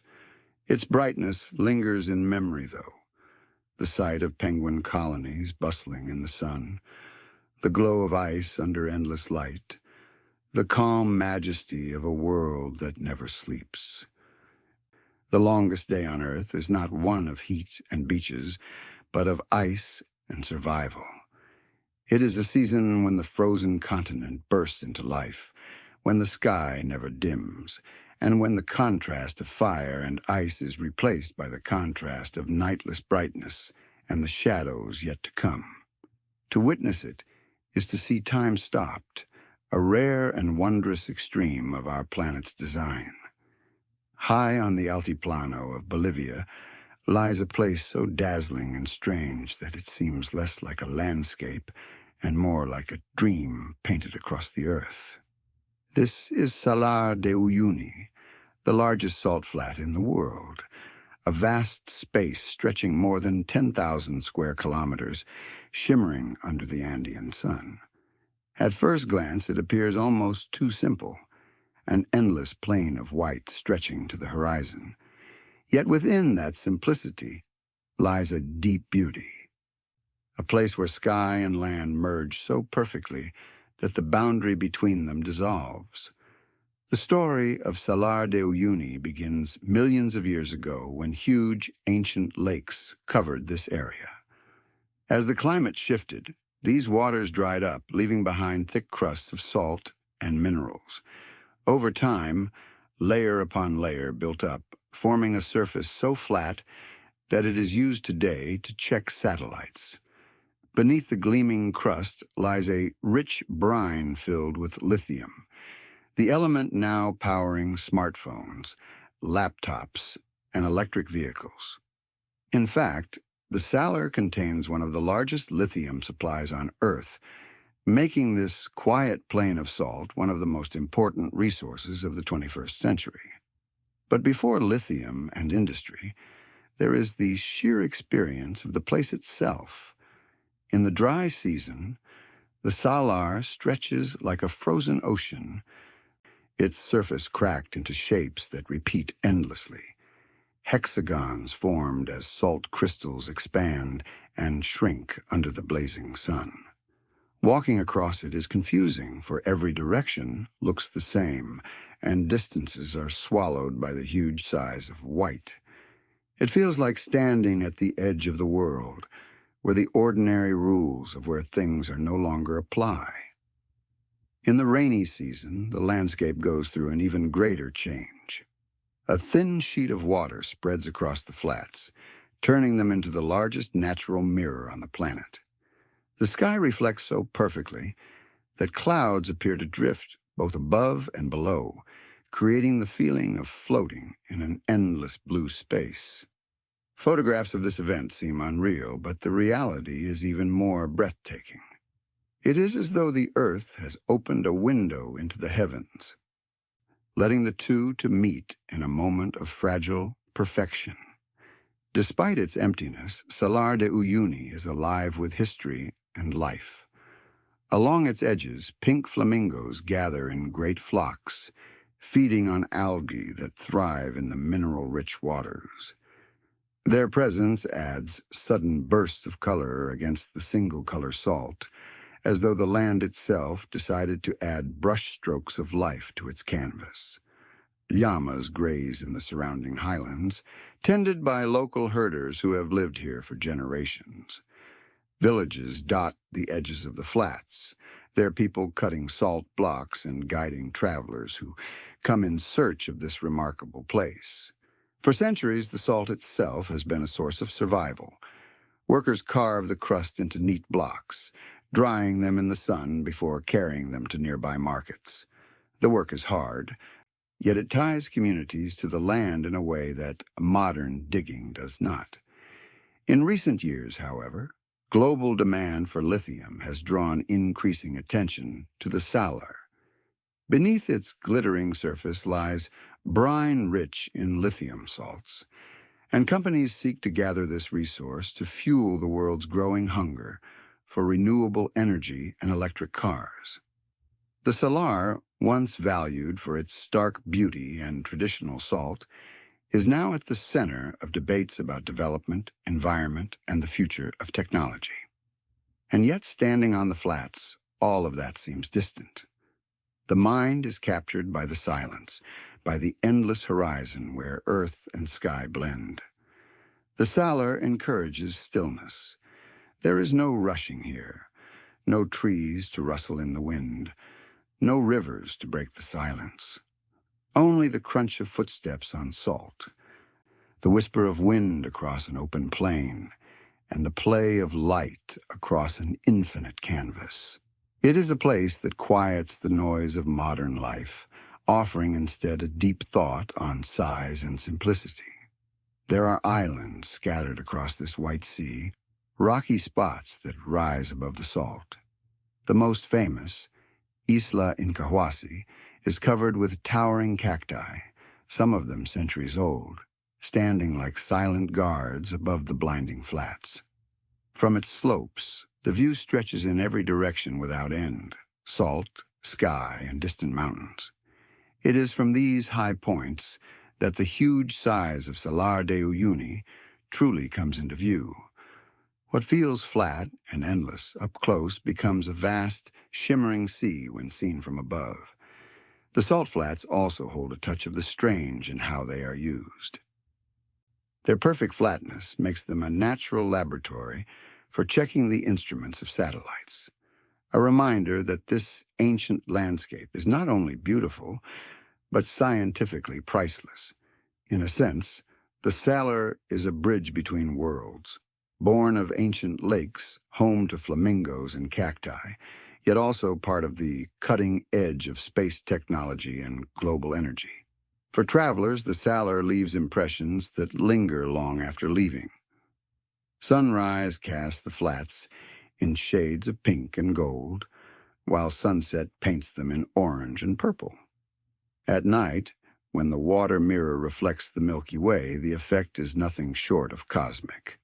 The stars seem to stretch below as well as above, and the feeling of standing in the middle of infinity is both humbling and thrilling. Few places on Earth can make a person feel so small, yet so deeply connected to the universe. In the end, Salar de Uyuni is not just the saltiest place on the planet. It is a place where history, science, and beauty meet.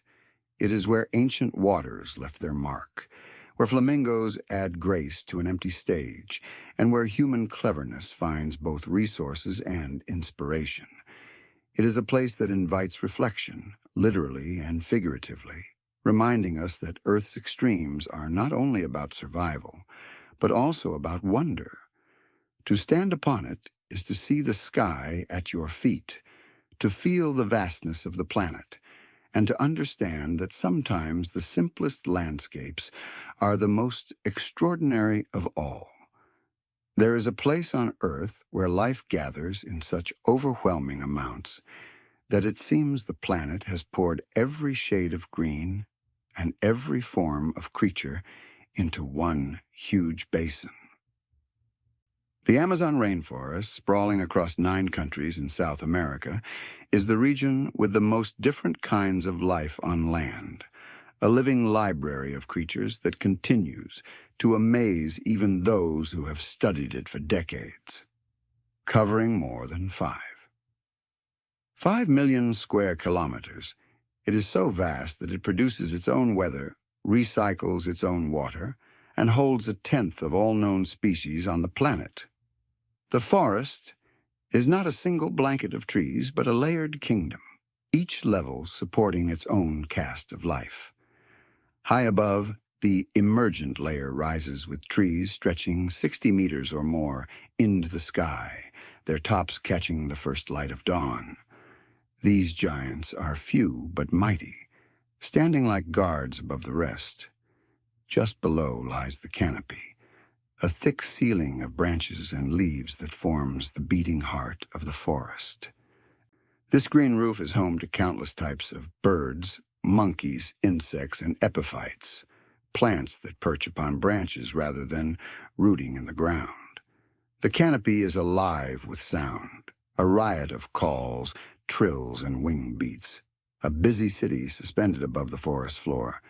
Beneath this lies the understory, dim and humid, where shafts of sunlight filter down in golden beams. Here insects buzz, frogs croak, and jaguars move with quiet stealth. The air is heavy with moisture and the scent of plants, a reminder that decay and growth are locked in a constant cycle.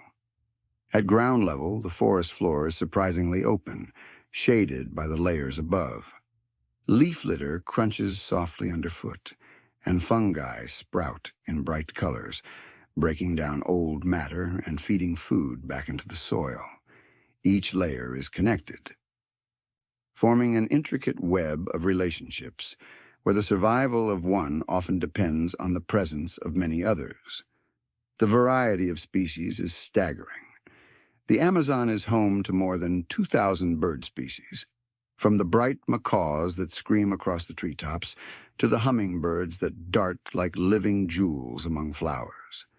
There are over 400 types of mammals, including sloths that dangle lazily from branches and river dolphins that glide through murky waters.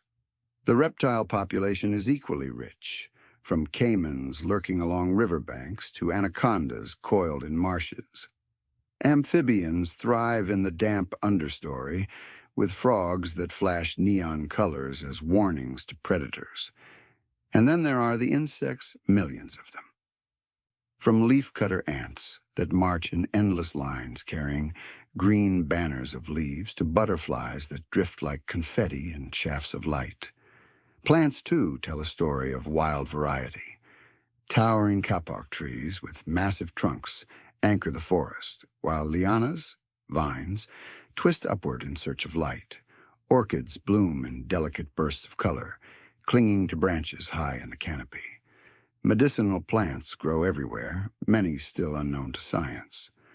Their properties are part of a vast book of nature's medicine, discovered by native peoples long before modern medicine arrived. Every corner of the Amazon seems to hide a new discovery, a new form of life waiting to be recognized.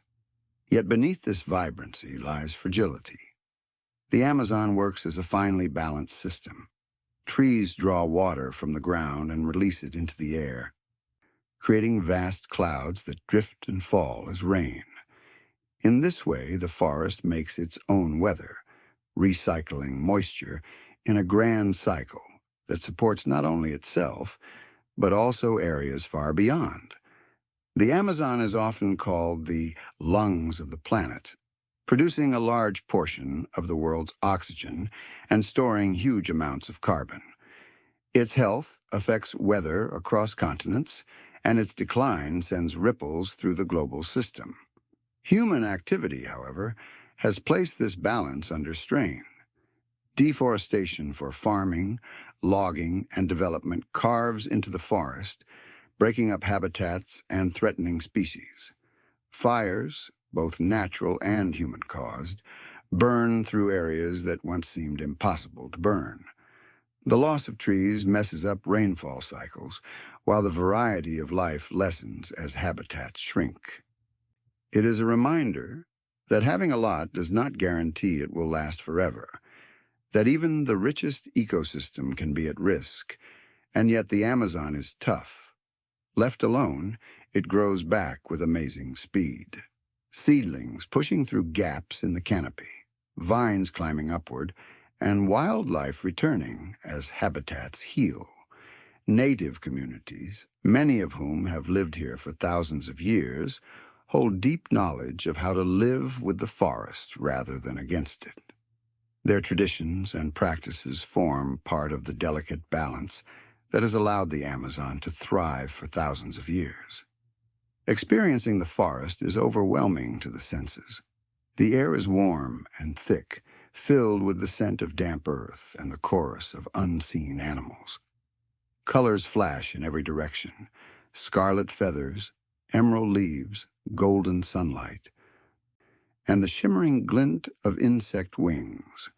At dawn, the canopy erupts in sound as birds announce the day, while at night, the forest hums and clicks with the voices of nighttime creatures. The rivers, dark and winding, carry the lifeblood of the basin, connecting distant parts of the forest like arteries in a body. To drift along these waters is to pass through a living maze, each bend revealing a new picture of life. There is a whispering quality to the Amazon, as though the forest is always murmuring just out of reach, secrets carried on the rustle of leaves and the drip of water. One can sit quietly on the forest floor and feel surrounded by a living presence, not chaotic, but like a symphony, each part playing its role in a larger harmony. It is both humbling and comforting to realize that this huge variety is not random, but connected, each creature fitting into a system that has grown over countless generations. The Amazon is not just a collection of trees and animals. It is an intricate, breathing thing. Its diversity represents possibility, toughness, and the endless creativity of life. But it also represents responsibility. To care for such richness is to recognize that we are part of the same fabric, bound to the health of the forest, whether we live beside it or half a world away. In the end, the Amazon rainforest stands as Earth's great proof of biodiversity, a reminder of what life can achieve when given time and space. Its canopy shelters wonders, its rivers support plenty, and its soil feeds endless growth. To speak of it in numbers alone is to miss its heart. The Amazon is not just the most biodiverse place on Earth. It is a living masterpiece, a whispering green heart that beats for the entire planet. Encircling the frozen continent of Antarctica is a restless band of water that never quite seems to find peace. The Southern Ocean, swirling endlessly with the might of the Antarctic circumpolar current, is home to some of the stormiest seas on Earth. Here, winds roar without interruption, and waves rise in great rolling walls, driven by a band of latitude sailors have long feared and respected. Within this realm lies the Drake Passage, the narrow stretch between the southern tip of South America and the northern reaches of the Antarctic Peninsula. It is here that the ocean unleashes some of its fiercest moods, a place of howling gales, towering swells, and a constant reminder of the planet's untamed forces. The fierceness of these waters is not random. Geography and science conspire to create the perfect stage for choppiness. The Southern Ocean is unique because it flows without stopping around the globe. No continent blocks its path, so the Antarctic circumpolar current sweeps continuously eastward, carrying more water than any other current on Earth. Fueled by strong westerly winds, it circles the planet like a great liquid conveyor belt, linking the Atlantic, Pacific, and Indian Oceans in one unbroken circuit.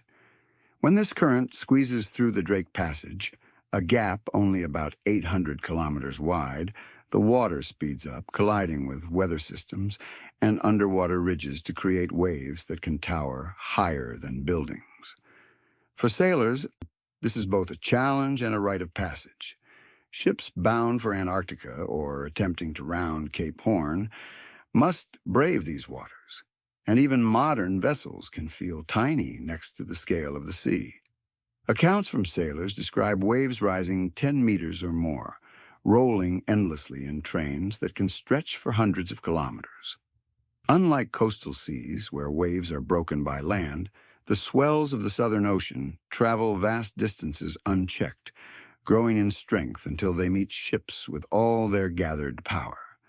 The wind is an equally non-stop companion known as the roaring 40s, furious 50s, and screaming 60s. These latitudes are infamous for their gales. The absence of land means there is nothing to slow the air as it hurtles around the globe, and the result is air in constant motion. In the Drake Passage, these winds funnel through the narrow corridor, whipping the sea into chaos. To stand on deck in such conditions is to feel the raw power of the planet, salt spray stinging the face, gusts tugging at clothing, the ship pitching and rolling with each massive swell. And yet there is a rhythm to this wildness. Waves rise, crest, and fall in hypnotic patterns, their long gaps lulling as much as they unsettle. The ocean heaves like a breathing giant, breathing out with each swell, breathing in with each trough. Even in fury there is a kind of order, a beat that speaks of forces vast and ancient. For those able to find calm within the storm, the motion can become almost meditative, a rocking reminder of Earth's ceaseless pulse. Sailing through these waters has always demanded skill and courage. In the age of sail, rounding Cape Horn was considered the ultimate test of seamanship. Ships were battered for weeks, their sails shredded, their crews worn out. Many never made it through. Even today, with steel hulls and modern technology, captains plan carefully, studying forecasts and choosing windows between storms. Routes are plotted to ride with the swells rather than against them, and crews prepare for days of rough motion. The passage is not something to be conquered, but something to be survived with respect, a negotiation between human goals and nature's will. Despite its reputation, the Southern Ocean is not always savage. There are moments when the sea is calm, when the surface glitters like steel beneath a pale sun, and the horizon seems endless in every direction.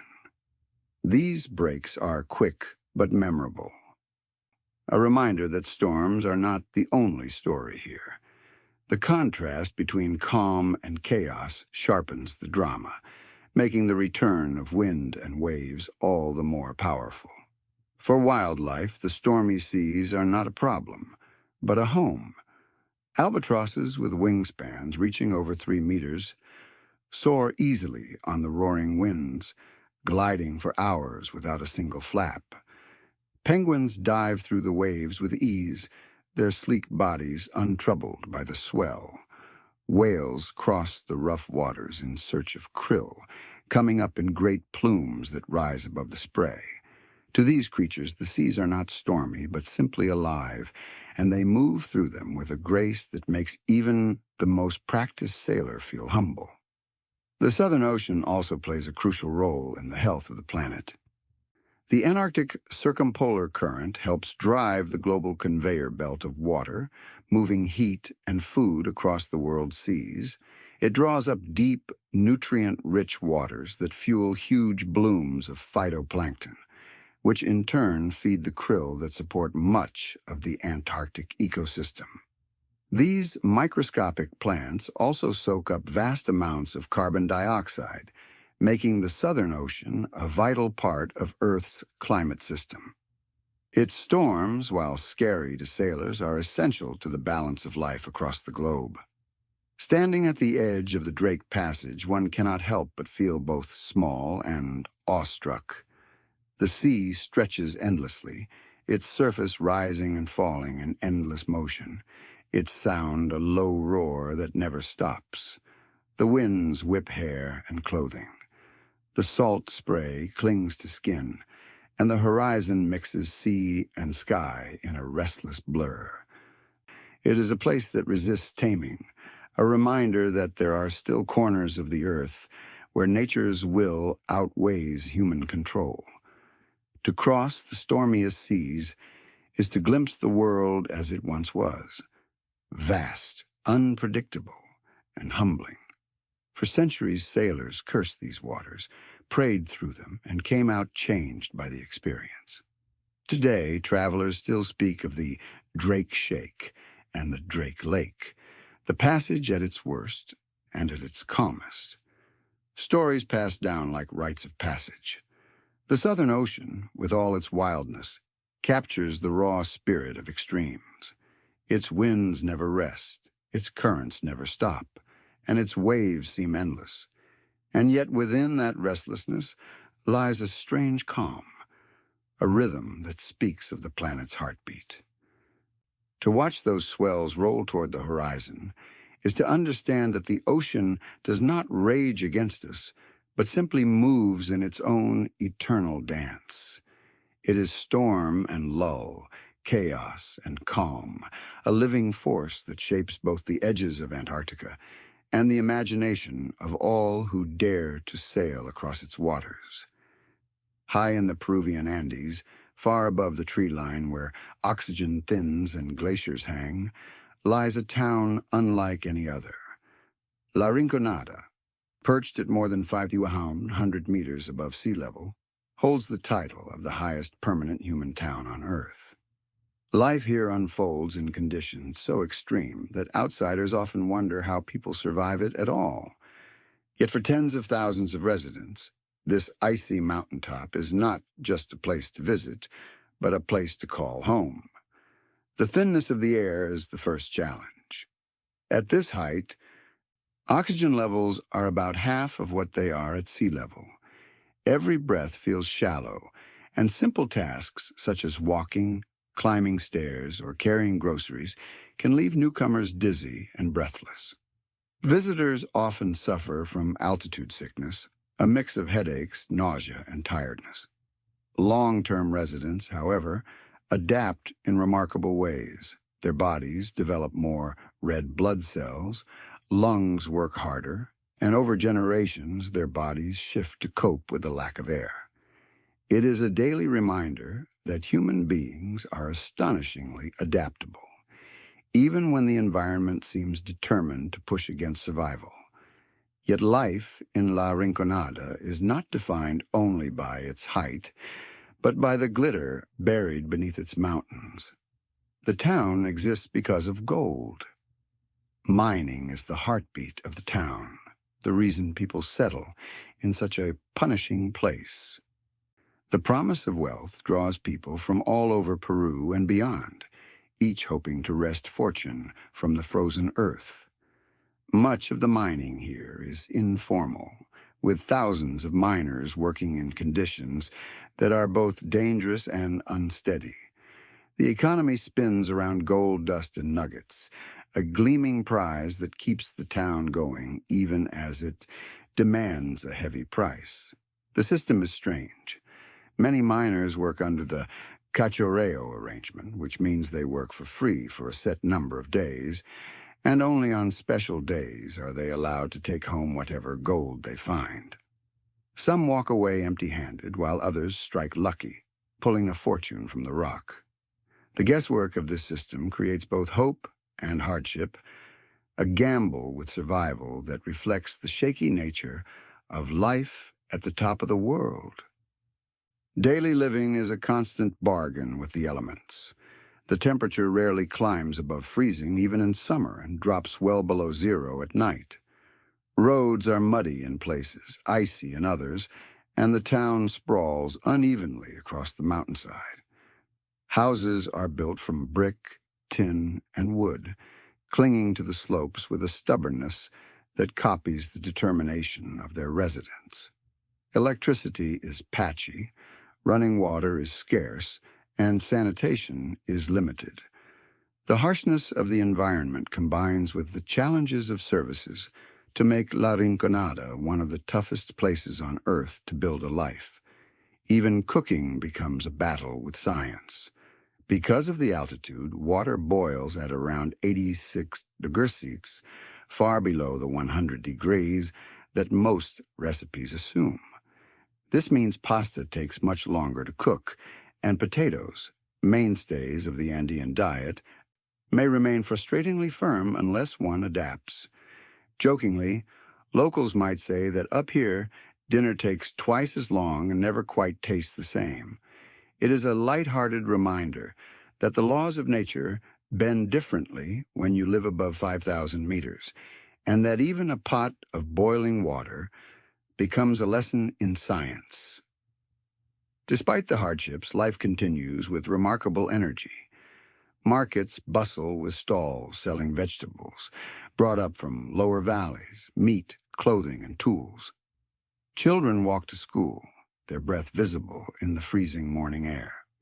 Families gather in simple homes, cooking meals and sharing stories, protecting themselves against the cold with friendship. Festivals brighten the calendar, bringing music, dance, and bursts of color to streets otherwise gray with dust and snow. Faith plays a strong role in daily life. With churches and shrines scattered through the town, symbols of toughness and hope in a difficult environment. The natural world surrounding La Rinconada is harsh but amazing.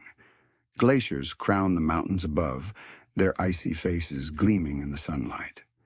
Thin alpine grasses cling to the slopes below, and hardy animals such as llamas and alpacas graze on what little plant life they can find. The sky at this height is often a deeper shade of blue, its clarity unmatched, and at night the stars blaze with unusual power, the thin air providing little to hide their light. For all its hardships, the town sits in a setting of undeniable greatness, a dramatic stage where human determination plays out against a backdrop of snow and stone. Health, however, is a constant concern. The lack of oxygen takes a toll on the body, and many residents suffer from chronic mountain sickness, a condition caused by the overproduction of red blood cells. The symptoms include headaches, tiredness, and in serious cases, life-threatening problems. Combined with limited medical facilities and the dangers of mining, life expectancy is shorter than in most parts of Peru. Yet families stay, bound by opportunity, tradition, and the ties of community. For many, the choice is not between comfort and discomfort, but between possibility and none at all. Visitors often leave La Rinconada with a mix of awe and worry. The altitude challenges every breath. The poverty is visible, and the environment is unforgiving. Yet there is also admiration for the people who have carved out lives here, who have made the highest permanent town in the world not just a place of survival, but one of survival and identity. They capture the paradox of extremes, that life can thrive in places that seem entirely unlivable, and that community can form even where nature resists. La Rinconada is not a pretty mountain village, nor is it an easy place to live. It is raw, harsh, and shaped by the twin forces of altitude and gold. And yet it is also a place of humanity, where toughness shines in the face of hardship, where laughter and music echo even in thin, cold air.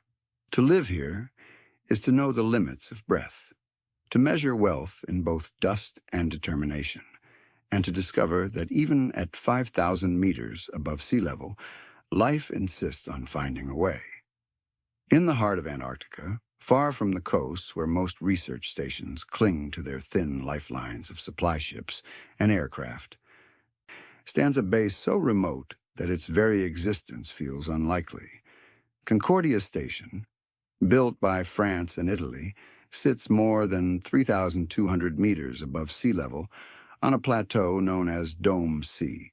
The air is thin, the cold is brutal, and for many months of the year the sun does not rise. To live here is to experience isolation, so deep that astronauts often train for space missions by studying the people who survive a season at this station. It is, as some have described with dry humor, like living on another planet, minus the aliens, probably. The altitude is the first challenge. Although the height is just over 3,000 meters, the thinness of the polar atmosphere makes it feel more like 4,000. Oxygen levels are low, and newcomers find themselves breathless after even small efforts. Headaches, dizziness, and tiredness are common until the body adjusts. And even then, sleep is often shallow, disturbed by the lack of oxygen. The air is also extremely dry, stripped of moisture by the intense cold, leaving skin cracked and lips always chapped. In such an environment, simply existing demands a level of toughness. Then there is the temperature.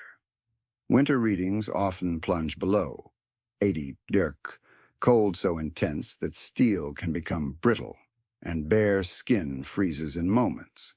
At such temperatures, even machinery struggles. Fuel thickens, plastics shatter, and vehicles freeze up.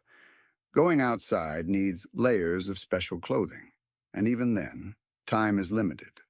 The station becomes a world unto itself, a small cluster of buildings on a featureless plain, cut off from the rest of the planet by a barrier of ice, distance, and weather. Perhaps the most remarkable part of life at Concordia is the darkness. From May until August, the sun does not rise at all. For weeks, the world is bathed in endless night, broken only by the soft glow of the moon and the shimmering dance of the aurora australis, southern lights. Inside, artificial lights try to copy daylight, but the absence of the sun weighs heavily. The body's circadian rhythms, body clock, lose their anchor, and sleep becomes uneven. People find themselves drifting into odd patterns, some energized at strange hours, others tired in the middle of the day. Mood shifts are common, and the smallest frustrations can feel magnified in the endless dark. Psychologists are fascinated by the human response to such extremes. Concordia offers a rare opportunity to study how people cope with isolation, being trapped, and the absence of natural light, conditions that mirror what astronauts might face on long missions to Mars. Researchers at the European Space Agency even referred to the base as White Mars, treating its residents as test subjects for future explorers. The findings are revealing. Friendship is key, routine is stabilizing, and humor often becomes the strongest tool for toughness. A shared laugh over a broken coffee machine or a frozen door can ease tensions in ways that no technology can. The crew at Concordia usually numbers only around a dozen to 15 people during the long winter. A tiny community cut off from the outside world. Supplies must be stocked in advance, because once the winter closes in, no flights can land and no rescues can be made. Communication with family and friends is limited to emails and occasional phone calls, delayed by bandwidth and weather. Birthdays and holidays are celebrated with what little luxuries can be spared. Perhaps a hidden stash of chocolate, a carefully prepared meal, or a film night projected against a wall. These small rituals take on huge importance, anchoring life in a routine that keeps boredom at bay. Science is, of course, the reason for Concordia's existence.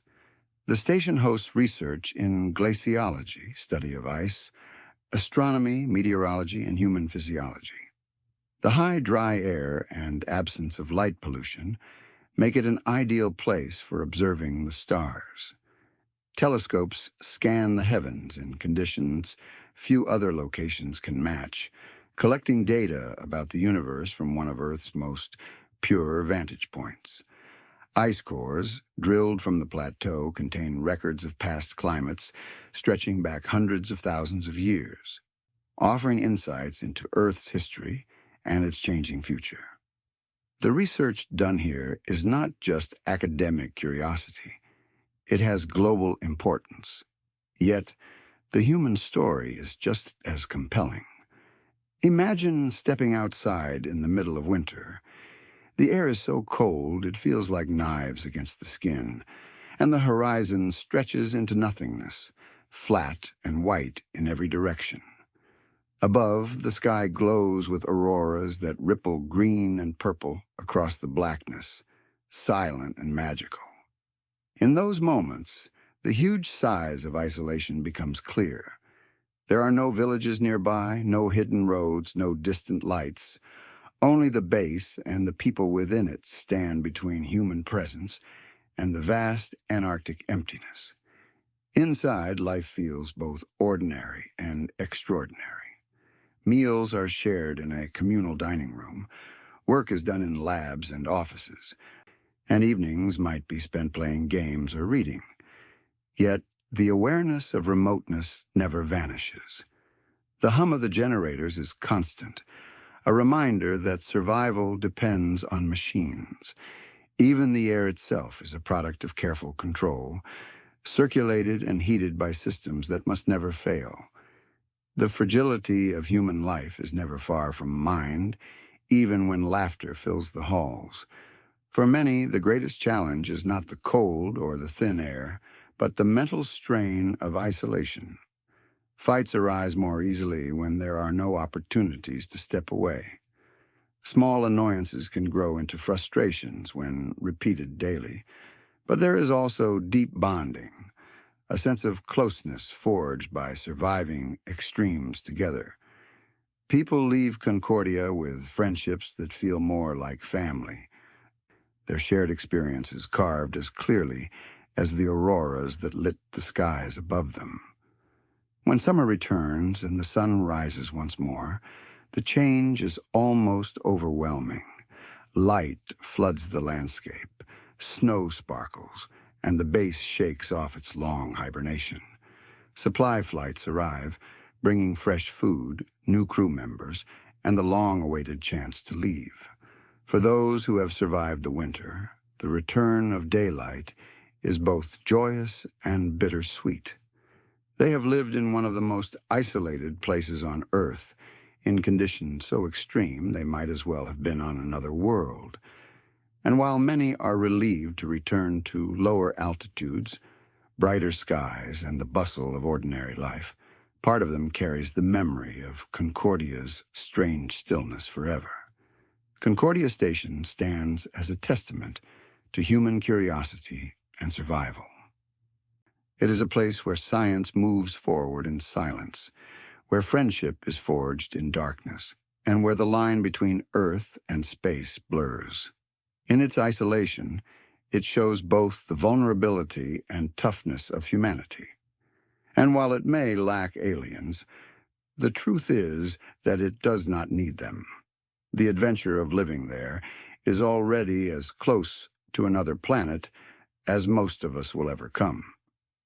In the far reaches of Siberia lies a city that lives at the mercy of one of the most extraordinary climates on Earth. Yakutsk, capital of the Sakha Republic, experiences temperature swings so vast that they seem almost unbelievable. In the depths of winter, the thermometer plunges to 50 dig, while in summer it can climb above 30 dig. This staggering range of more than 80 dig makes Yakutsk a place where the very definition of weather extremes is rewritten daily. Winter rules the calendar. For months on end, the city is locked in a frozen stillness. The Lena River is trapped in thick ice, and the air is sharp enough to freeze eyelashes within minutes. Cars are left running for hours or even days to stop engines from freezing.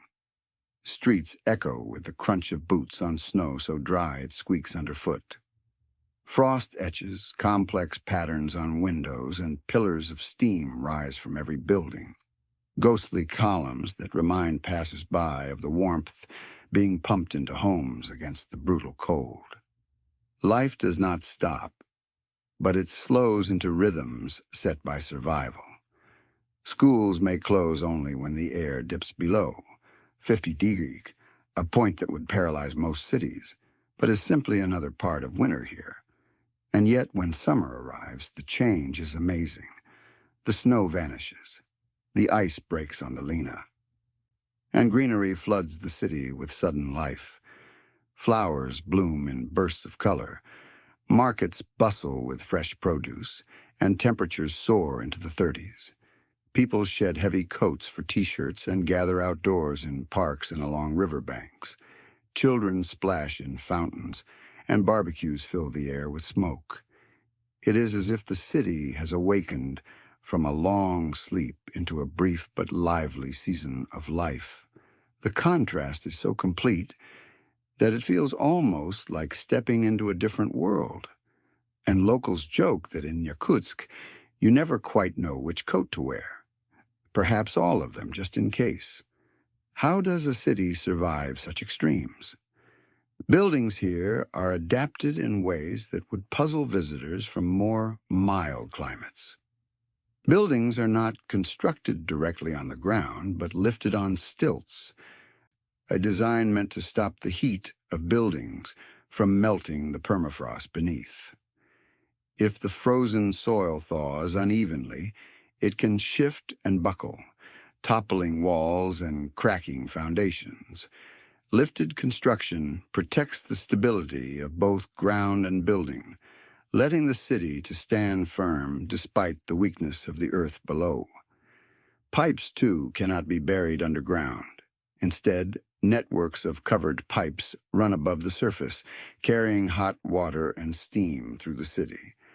These pipes form a visible crisscross pattern across neighborhoods, a constant reminder that survival here is engineered as much as it is survived.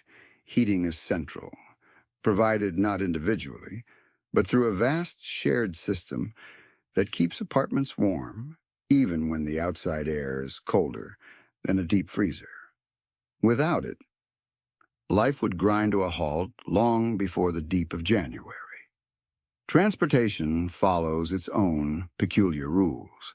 In winter, roads are stable, packed with ice and snow that remain frozen solid. Cars, once talked into life, can run smoothly on the hardened surfaces.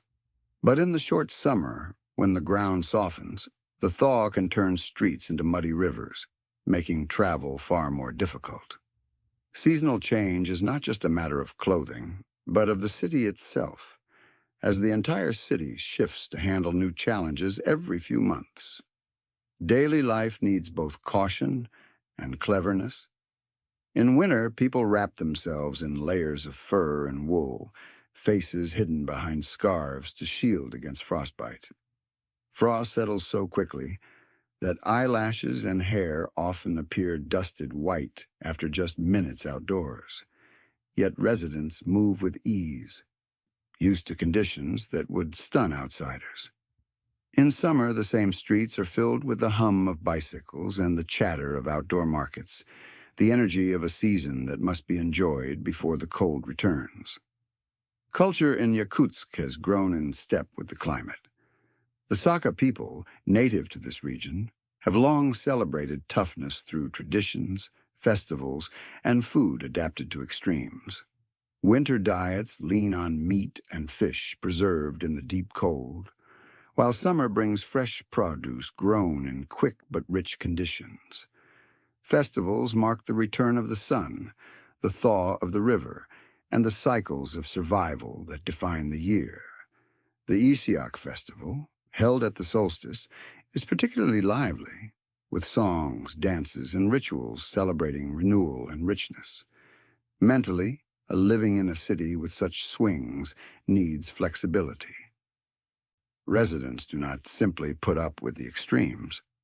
They embrace them.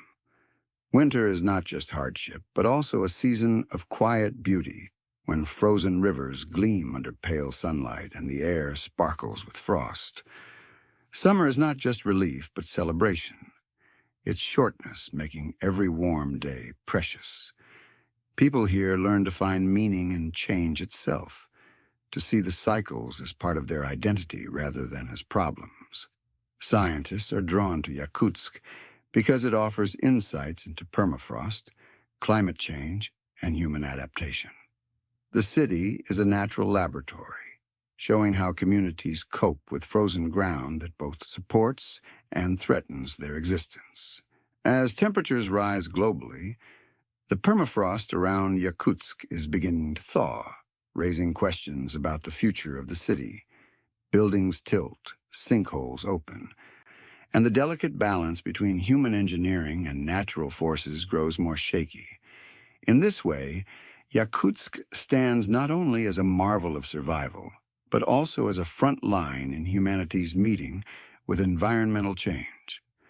The extremes create a landscape of striking beauty.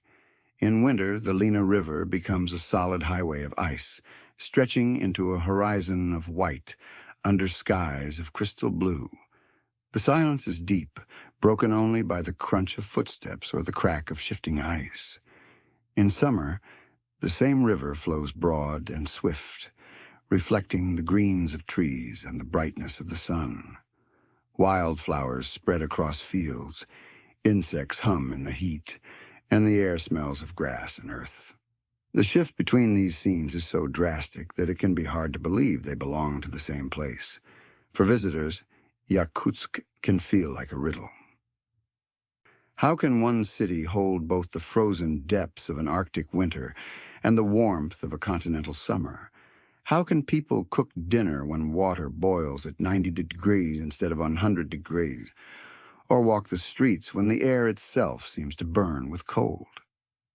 Yet for those who live here, these contradictions are not mysteries, but daily reality. The extremes are not survived reluctantly. They're embraced as part of what makes the city unique. Yakutsk is a reminder that human beings are remarkably adaptable. It shows that life can thrive where temperatures swing more wildly than almost anywhere else on Earth.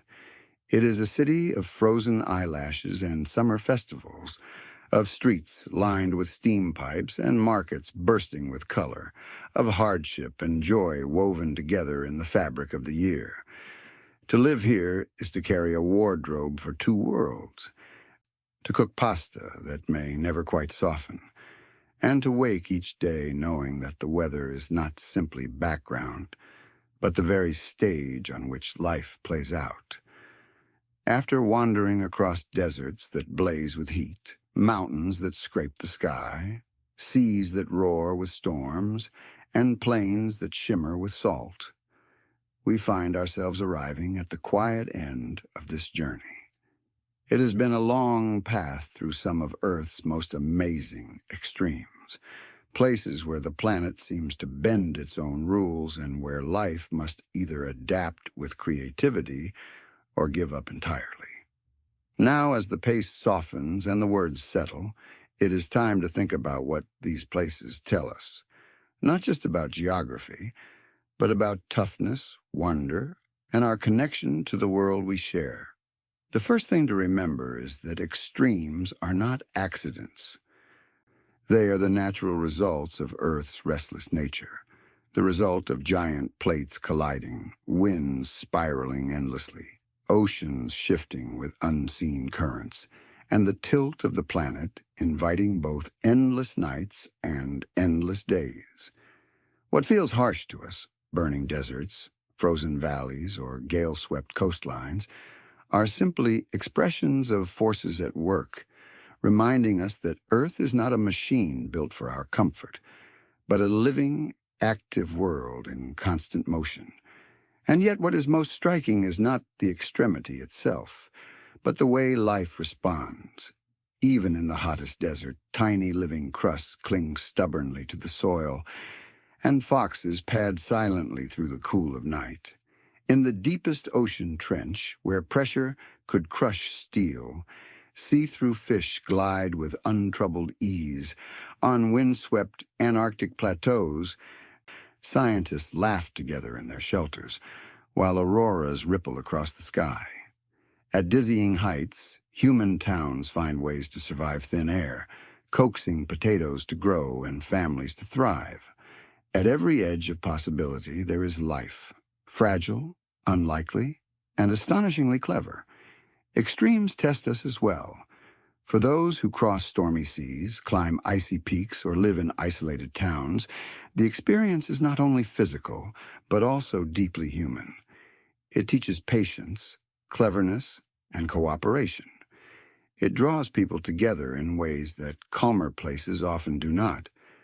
To share a meal in the world's highest town, to survive months of darkness with a dozen friends in Antarctica, or to float together on the bouncy waters of a salt lake. These are experiences that remind us that toughness is not only about individual strength, but about connection, about finding strength in each other. There is also humility to be found in extremes. To stand at the shore of the Southern Ocean, watching swells rise higher than buildings, is to know that the sea does not bow to human command. To feel the cold of Siberia bite so sharply that the air itself stings is to recognize the limits of our comfort.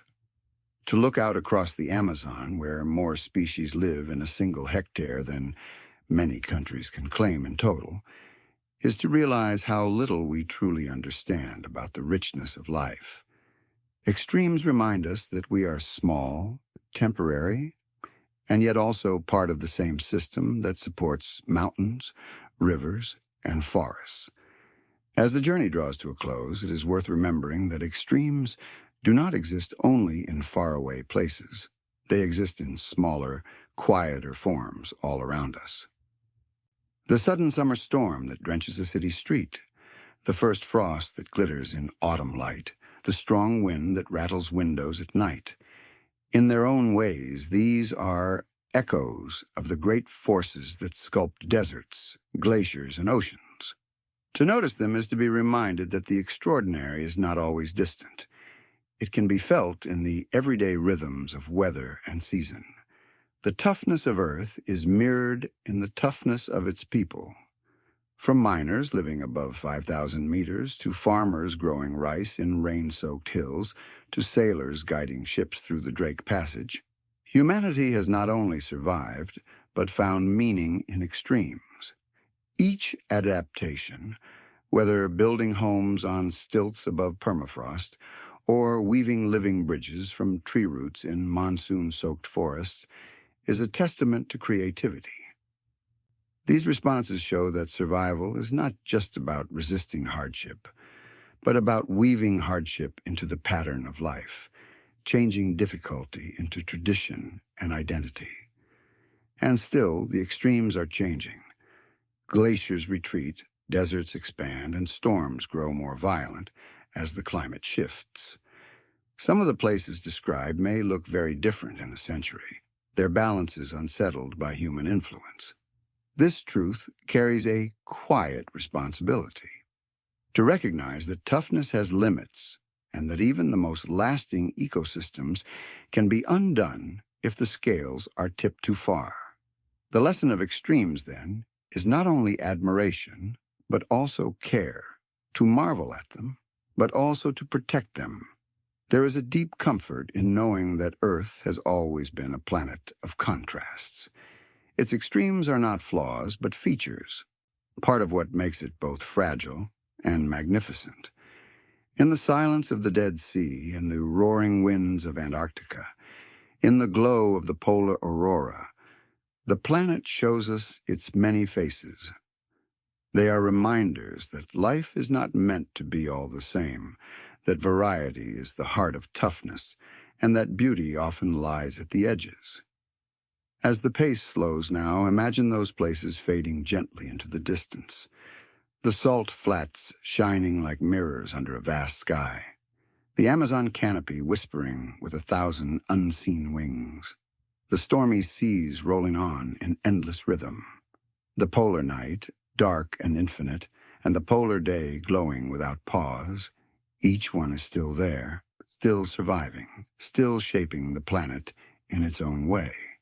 Together they form a patchwork of extremes, each piece different, but together telling the story of Earth's boundless creativity. And so the journey comes to rest. The words soften, the images drift, and what remains is a sense of wonder. Earth is a planet of fierce contrasts, but also of quiet toughness. It is a place where life finds a foothold in the most unlikely corners, and where human beings, too, have learned to adapt, survive, and even thrive. The extremes remind us that survival is possible, that beauty exists even in difficulty, and that in the vast variety of this world, there is always hope. As you settle now, let that thought linger, that Earth, in all its storms and silences, in its heat and its ice, in its brightness and its shadows, continues to turn steadily beneath the stars. And just as it survives, so too can we, finding strength in adapting and calm in the knowledge that toughness is part of life's design. The journey through extremes may be over, but the quiet awe it leaves behind can stay with you, carrying you gently toward sleep.